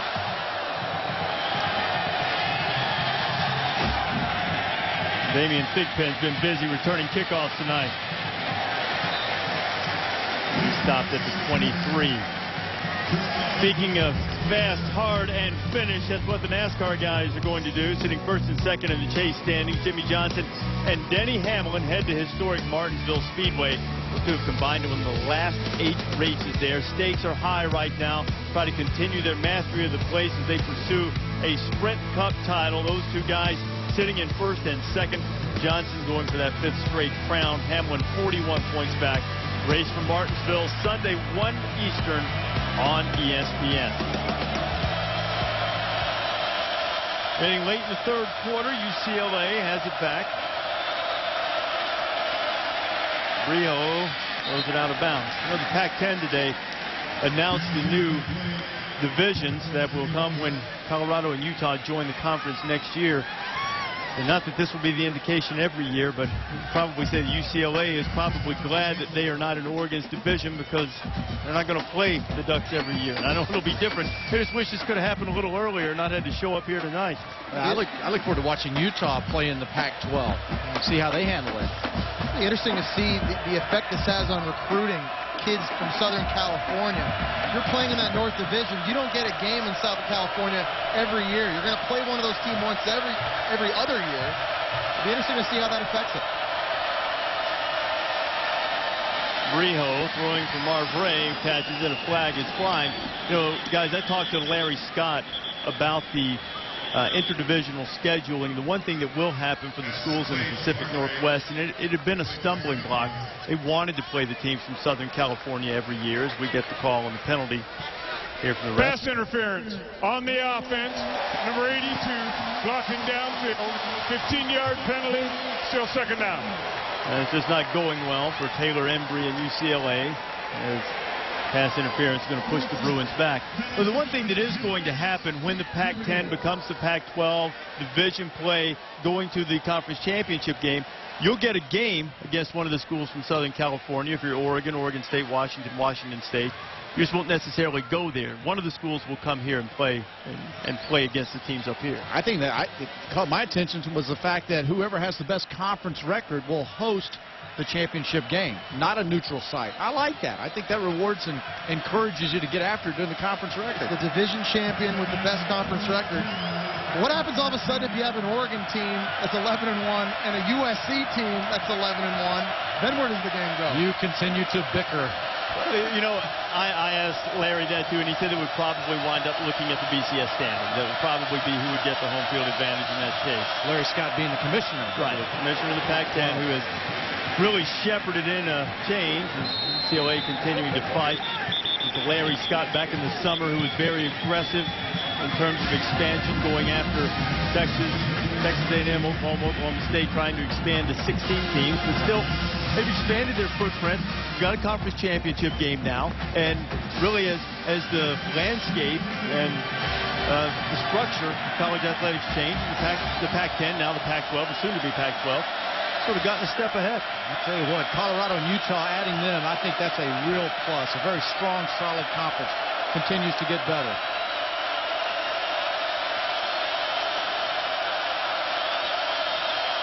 Rio needs 15. Archie makes the grab. He'll be well short of the first down. We go inside 10 seconds remaining here in the third quarter. All Ducks all the time. Darren Thomas has had a huge night. Fourth quarter coming from Eugene.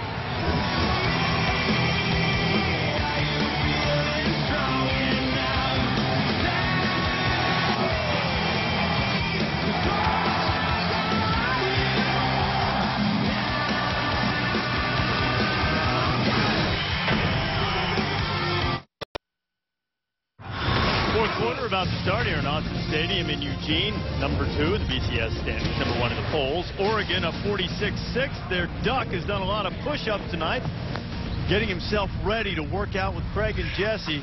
What in the world are the boys up to tonight for a workout? You'll be able to see momentarily. What are you stiff-arming me, man? I thought you were going to jump. I barely hold the Duck. Come on. I was looking for a little love and a ride. UCLA having punted away on fourth down. With Harris.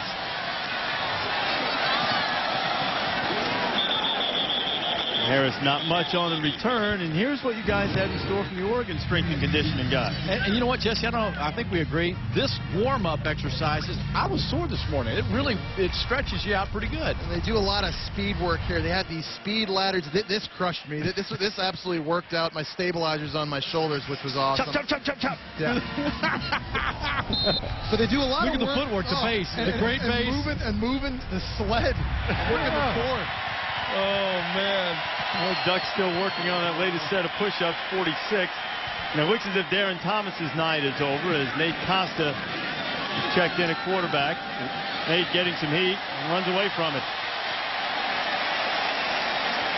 To go back to the workout we did, the strength staff here at Oregon focused a lot on speed work and eliminating false steps that slow people down. The word fast and speed are used very, very frequently here at Oregon. They're talking about power, getting feet up, putting them down. One thing for certain, these Oregon football players, they know where their feet are. Costa leads it with Remine Alston. Alston inside the 40, still on his feet. Remine inside the 20-yard line as the Ducks are on the move again. Now, this is just a loaded football team with the depth. Early in the first quarter, Austin comes in, got a carry or two, but you see that the fresh legs and the offensive line still getting out there. Big number 70 had him a block there. Ransom Gopalshan. Costa. Nate Costa driving inside the 5, and the quarterback who aspires to be a Secret Service agent trying to punch one in. Especially on what you just said, Craig. Teams that will compete for the national championship this season will have to be deep. And they have a lot of depth on offense, really at every position. Nate Costa is a guy that proved himself 2 weeks ago in a win against Washington State. They have it at every spot. They got 2 quarterbacks that can win.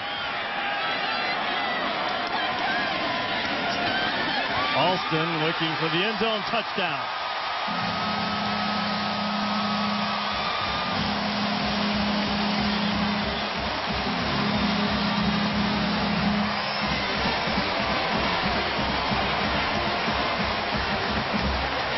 (52-6).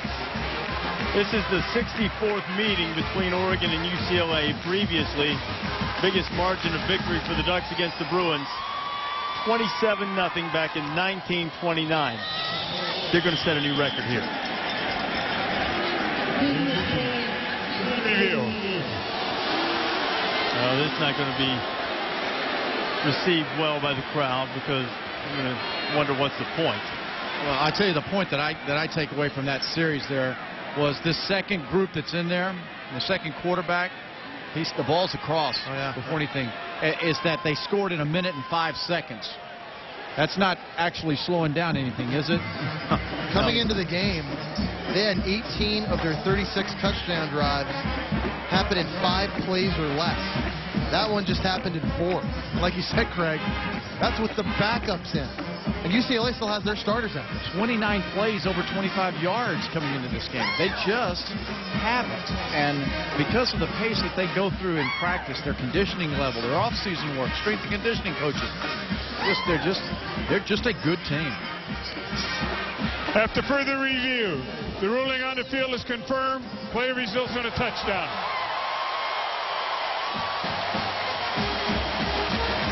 Remine Alston, his second touchdown carry of the night. Alston getting more playing time as Kenyon Varner sits out. Yet another weapon that the Ducks didn't even have to unveil tonight. Varner was injured in the Washington State game and took a blow to the head and was carried off in an ambulance and has been wearing earplugs to try to help that equilibrium along as he continues his recovery. The Ducks been able just to send the next guy out there, and 53 more push-ups coming. The one-hand variety, just to make it a little more difficult, I guess. Oregon, easy time up tonight, up 53-6. Well, Fannie Whiffen, like the football Bruins are taking, never happened to Lou Alcindor. Now Kareem Abdul-Jabbar, the great UCLA center for John Wooden's teams back in the late 60s. Kareem, a friend of Rick Neuheisel's, flew up with the Bruins team for the game tonight. That was hoping for better days as the second-ranked Ducks are up 53-6. Bruins about to get the football back. Damian Thigpen stopped short of the 25-yard line. Well, Saturday afternoon, catch a crucial game in the Big Ten. Wisconsin and Iowa. Can the Badgers follow up after knocking off Ohio State last week? Iowa's got everybody coming to them down the stretch as they try to win the Big Ten. Nebraska and undefeated Oklahoma State. What a matchup between Blackman and Prince Amukamara, the fine defensive back, or maybe Alfonso Denner, the other cornerback from Nebraska. Great individual matchup. And some will see Georgia Tech and Clemson. Saturday, 3:30 Eastern, college football on ABC or ESPN. You can go to ESPN.com, search maps, find out where the game is that you want to see. Duck being passed around. Bruins going to Malcolm Jones for a short game. You know, I think a lot of people wonder why UCLA moved to the pistol offense earlier this year. And Norm Chow and Rick Neuheisel are 2 great offensive minds in terms of conventional offense. But 2 years ago, they were 116th in the country running the football. Last year, they were 92nd in the country running the football. Something had to be done. So they went up to Nevada twice this past offseason, met with Nevada head coach Chris Ault. and decided this was the offense they were going to implement to find greater success on the ground. But they lost something along the way. We'll talk about that here in just a minute. It certainly worked, but the unintended consequence has been the detrimental effect, they say, for spending so much time putting in the pistol and the option version of it. Jones goes nowhere. That it's really hurt their passing game in terms of timing and in terms of being able to work on it. As you see, the great improvement they have made on the ground using this pistol offense. Yeah, but that passing at 95 yards a game, there's not enough balance there. And with Norm Chow and Rick Neuheisel's background with coaching quarterbacks, with Rick playing the position, they will figure it out. They'll get there. I think, in my opinion, in watching all this, you have to have a mindset, first of all, that you want to be successful throwing as a player. Then it's up to the wide receivers at UCLA to pick it up. They've got to help their quarterbacks in running better routes and getting open.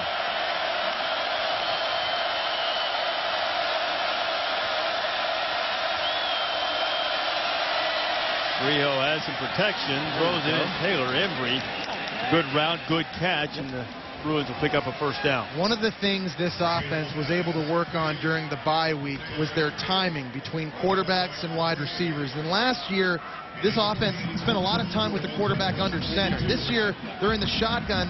It's different footwork, it's different timing, but there's a great example of being on the same page. Well, how about Embry? Here's a guy, 93 career receptions coming into the ball game that has the ability to do it. You saw him continue to drive, knowing he's going to get hit. Go ahead and catch the football. That play put the Bruins over 100 yards passing, which exceeds their average for the season. Let's check in with Jen Brown down on the sideline. Just some news on Kevin Prince. We've been finding out down here from the UCLA staff that he will undergo arthroscopic surgery on his knee on Saturday. There's no timetable for his return, but they're really just trying to figure out why it's continuing to swell and why it's giving him so much pain. So it's not good news for the Bruins and Prince tonight. No, Jen, it's not. Kevin, of course, engineered the upset of Texas and Austin. And Brijo's a good athlete, but Prince is probably a little bit better runner, a little bit more suited for his pistol-style attack. And the offense may continue to evolve. Rick said wants to always be able to throw and catch, and they just haven't done it effectively this season. Brijo does have a completion to the freshman Malcolm Jones out of the backfield. Well, here's a great opportunity then for this UCLA offense to get better. If you know Tyler Brijo is going to be your guy here going through conference play, start lining up in 5 wide receivers like we just saw there. Give him some looks, help his confidence so you throw the football better down the stretch. You know who we saw last year in the Holiday Bowl do that mindset, open it up and let it go? Sean Watson, Nebraska. Yeah. You know what? They said, let's just get after it. We're going to open it up. We're going to do things. And sure enough, once you start doing it, you start feeling better about it and having some success with it, and you go to it. Brijo, another completion. This one to Anthony Barr. Barr gets down to the 30. Another first down for the Bruins. The coaching staff did not expect them to be so one-dimensional this season. They thought they would have more production throwing the football this year. Here's a job of Brijo understanding where his hot receiver is, getting the football out quick, and allowing him to go make a play downfield. Something he had not been doing earlier in the game. Already you're seeing improvement from Richard Brijo. Brijo's only completed 50% on the season. That was coming into tonight. He was 14 out of 18.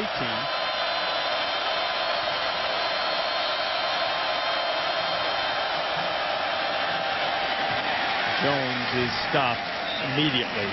I don't want to, I guess because I'm standing next to you, Reese, I've got the watering on the parade deal going here.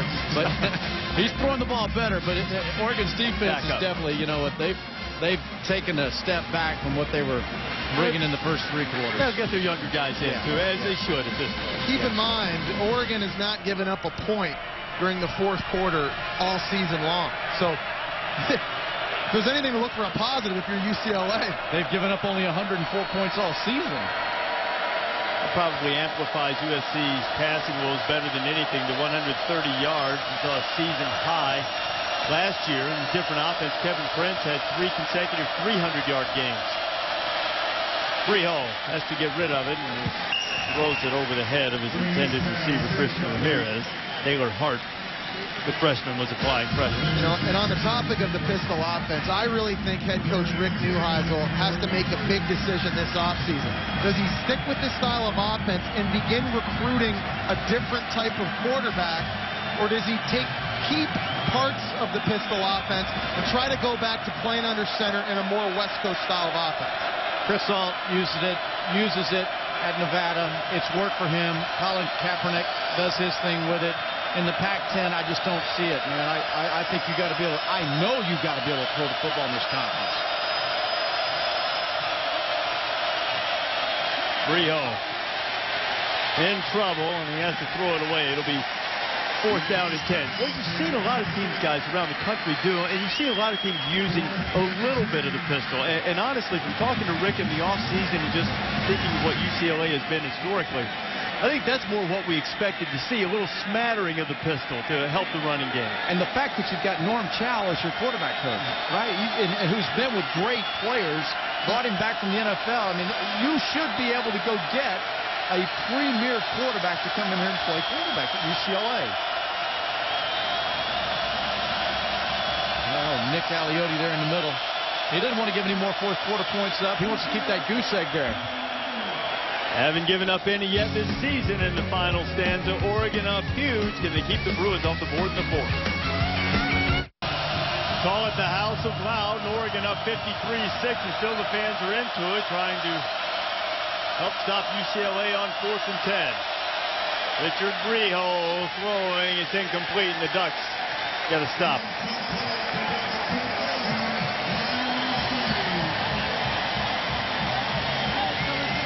Frustrating night for the Bruins. No touchdowns, only a couple of field goals. 53-6. Oregon's up.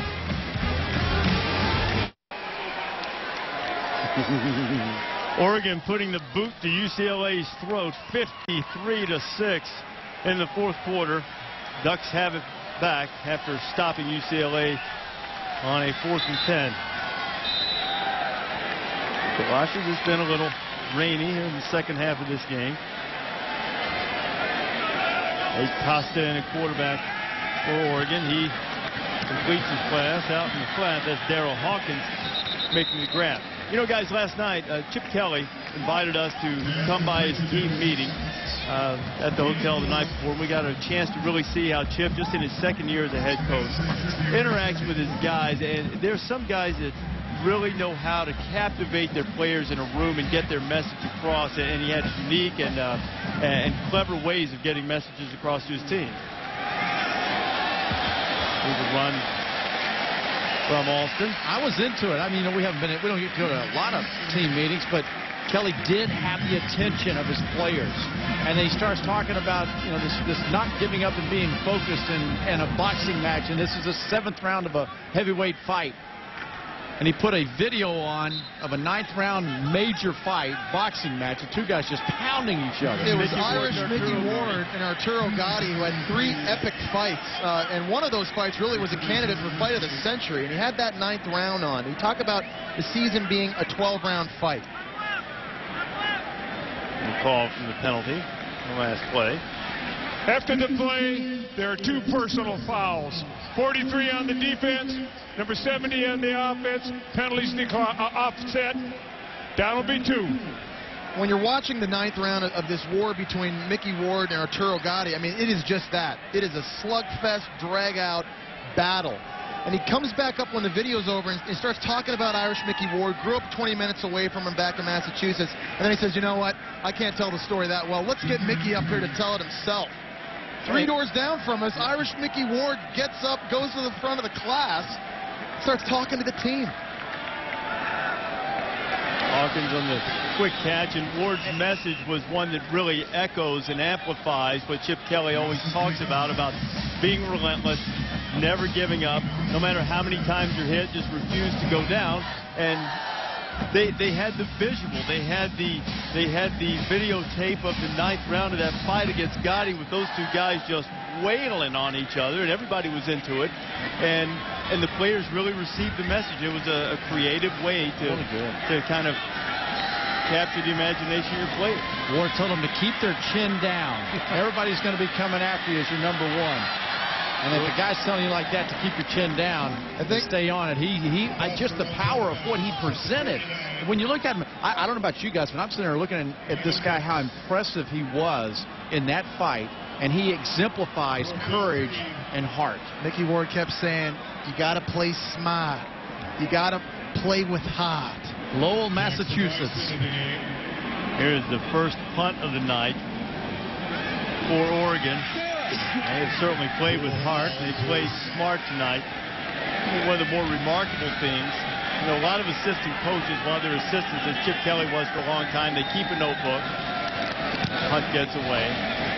They write down things they'd like to do when they're head coach, but a lot of guys have a little more trouble implementing them. Chip Kelly seems to have been born and built for a job just like this. He's about to go to 17-3 in his second year with the Ducks. He's up 53-6.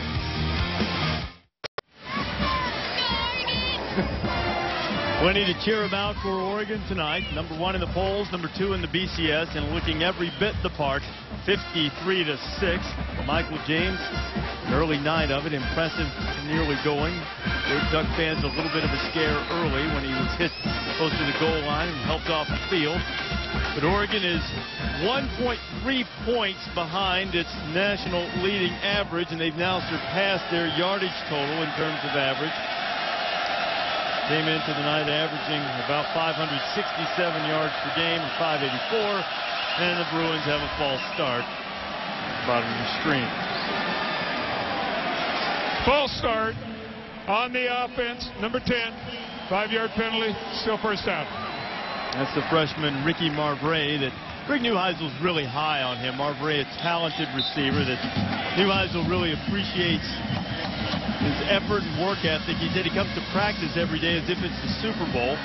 Marvray played fairly well tonight. He came into the night with 12 catches, a couple of touchdowns. The Bruins have tried to find a little bit of balance in the passing game to go with their running attack, but not much has gone right tonight. Think back on the first quarter, Reese. They came out running the ball effectively, but again, no points in the first quarter. I mean, they got 14 all season. I mean, they just can't score early, and they get behind.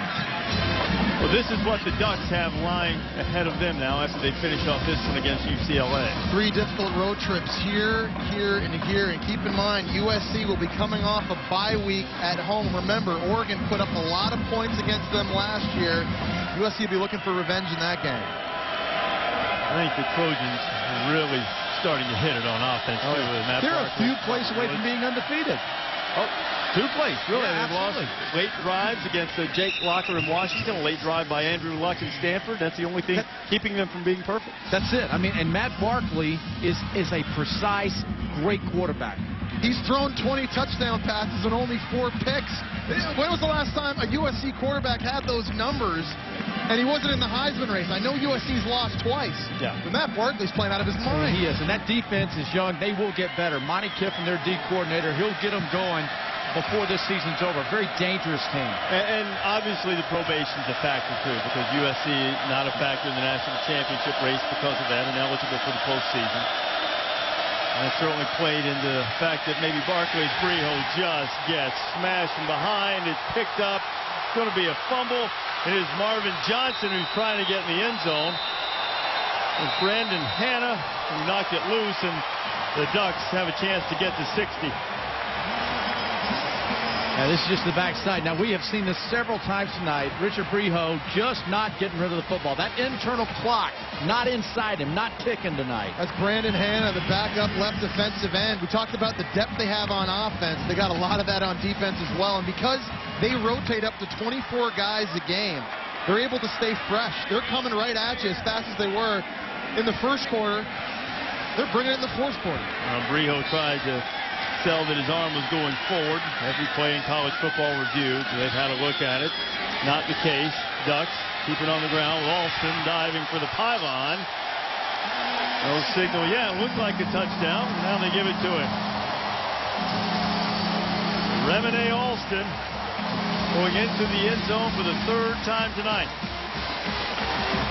You talk about athletic ability. For Austin to be able to put his foot in the ground, running the curve on the outside and extend the body and the ball. Chip Kelly having a coaching moment right now with Remini Alston. He gets him over to the sideline, starts pointing at the replay, and he says, hey, you had a lane to run through in the middle. Why would you bounce that outside? Never missing an opportunity to coach one of his players. Yeah, Coach, but what happened? Is it 6? That's what you would have said. Coach, it's in the house. Well, I would tell you, the coaching point might also be take care of the football on first down, because that was very close to a touchback, too. You see Chip Kelly kind of looking at him. Hey, now where are you going on that? You know, we're trying to run that thing inside. Why would you bounce it outside? But he's patting him on the back, too. 60 more. 60 points. And here's another point that he's doing. He's trying to tell his team, I know you're good. He's going to have great challenges coming up, making sure he can keep his team focused and on task for the season. He will not allow this team to lose its focus. Reese, we had a chance to watch practice yesterday. He tries to distract his team during practice. They play crowd music. They play music on the speakers. They have video going on the Jumbotron to try and distract his team. But you look at this right here. That's pretty good. They've only punted one time tonight. And they got stuffed on a 4th down in the 3rd quarter, deep in UCLA territory. But, I mean, look at that. That's focus right there. And guys able to dial in. Look at the yards and the time, the scoring drives. I mean, for them to go 2.5 minutes on the scoring drive is a long time. As you guys have mentioned earlier, Chip likes to refer to it as having a faceless opponent. As you see the dejected face of Richard Breho. And what he encouraged his guys to do in the meeting where we were last night was not to worry about playing well enough to beat somebody, but to play to your standards. Try to be as excellent as you could possibly be, to do as well as you can, regardless of who the opponent is. And I would say that the Ducks have certainly at least come close to that goal tonight. So is this guy here. You talk about play regardless of the opponent. I thought the 16 for 20 in the first half, the passing, the success, 2 touchdown passes early. Thomas just never got rattled and showed incredible composure. I think we've now seen a quarterback. This is his team. I did not think Darren Thomas was a good passer when he didn't have play action. He had really struggled this season when he was forced to drop back and make a throw downfield into coverage.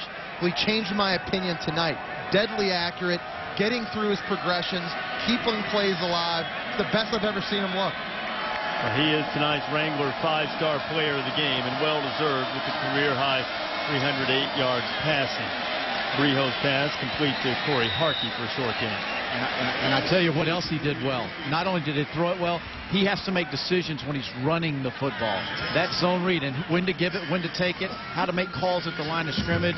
Again, Chip Kelly has taken his quarterback and he's taught him football and how to run his offense.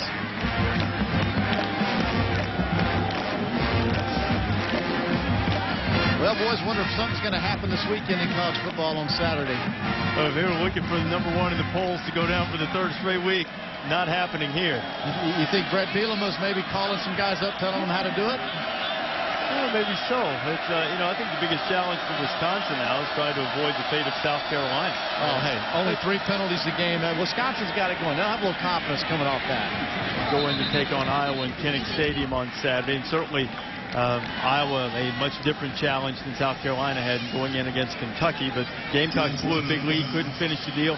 See how Wisconsin, how much gas they have left in the tank when they go to Iowa. Curious to see a Nebraska team on the road at Oklahoma State where they haven't won since 1995. Brandon Whedon, 2nd best in the country in terms of passing yards per game.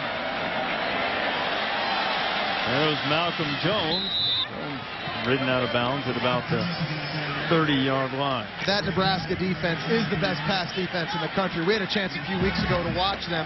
Quarterbacks only completing 47% of their passes against the Blackshirts, and that's an angry Nebraska team after getting beat at home by Texas. I'm kind of excited game. I'm calling Saturday. Georgia Tech at Clemson. Big ACC contest. We did that game last year on a Thursday night, their first one.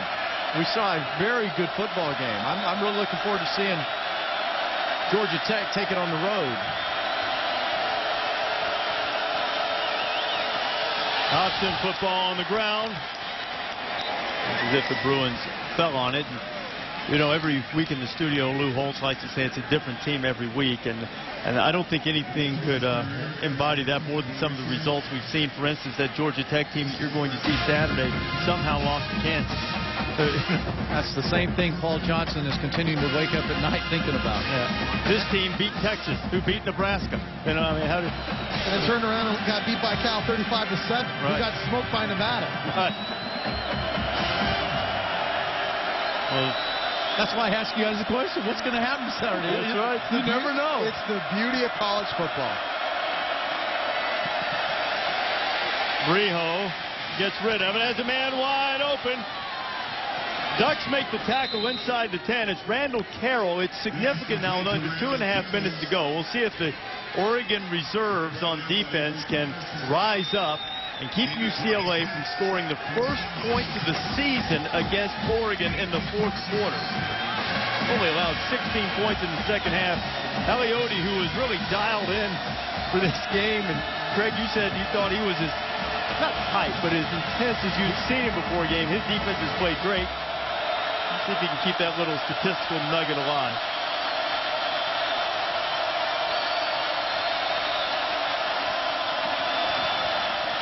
Briho. Richard Briho into the end zone. Touchdown, Bruins.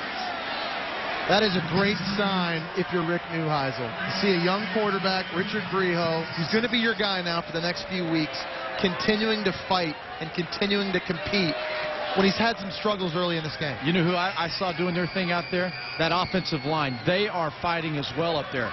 Sean Scheller, left tackle. He's had a couple guys run by him tonight. Comes down, seals the inside, and allows Briho to get in the end zone.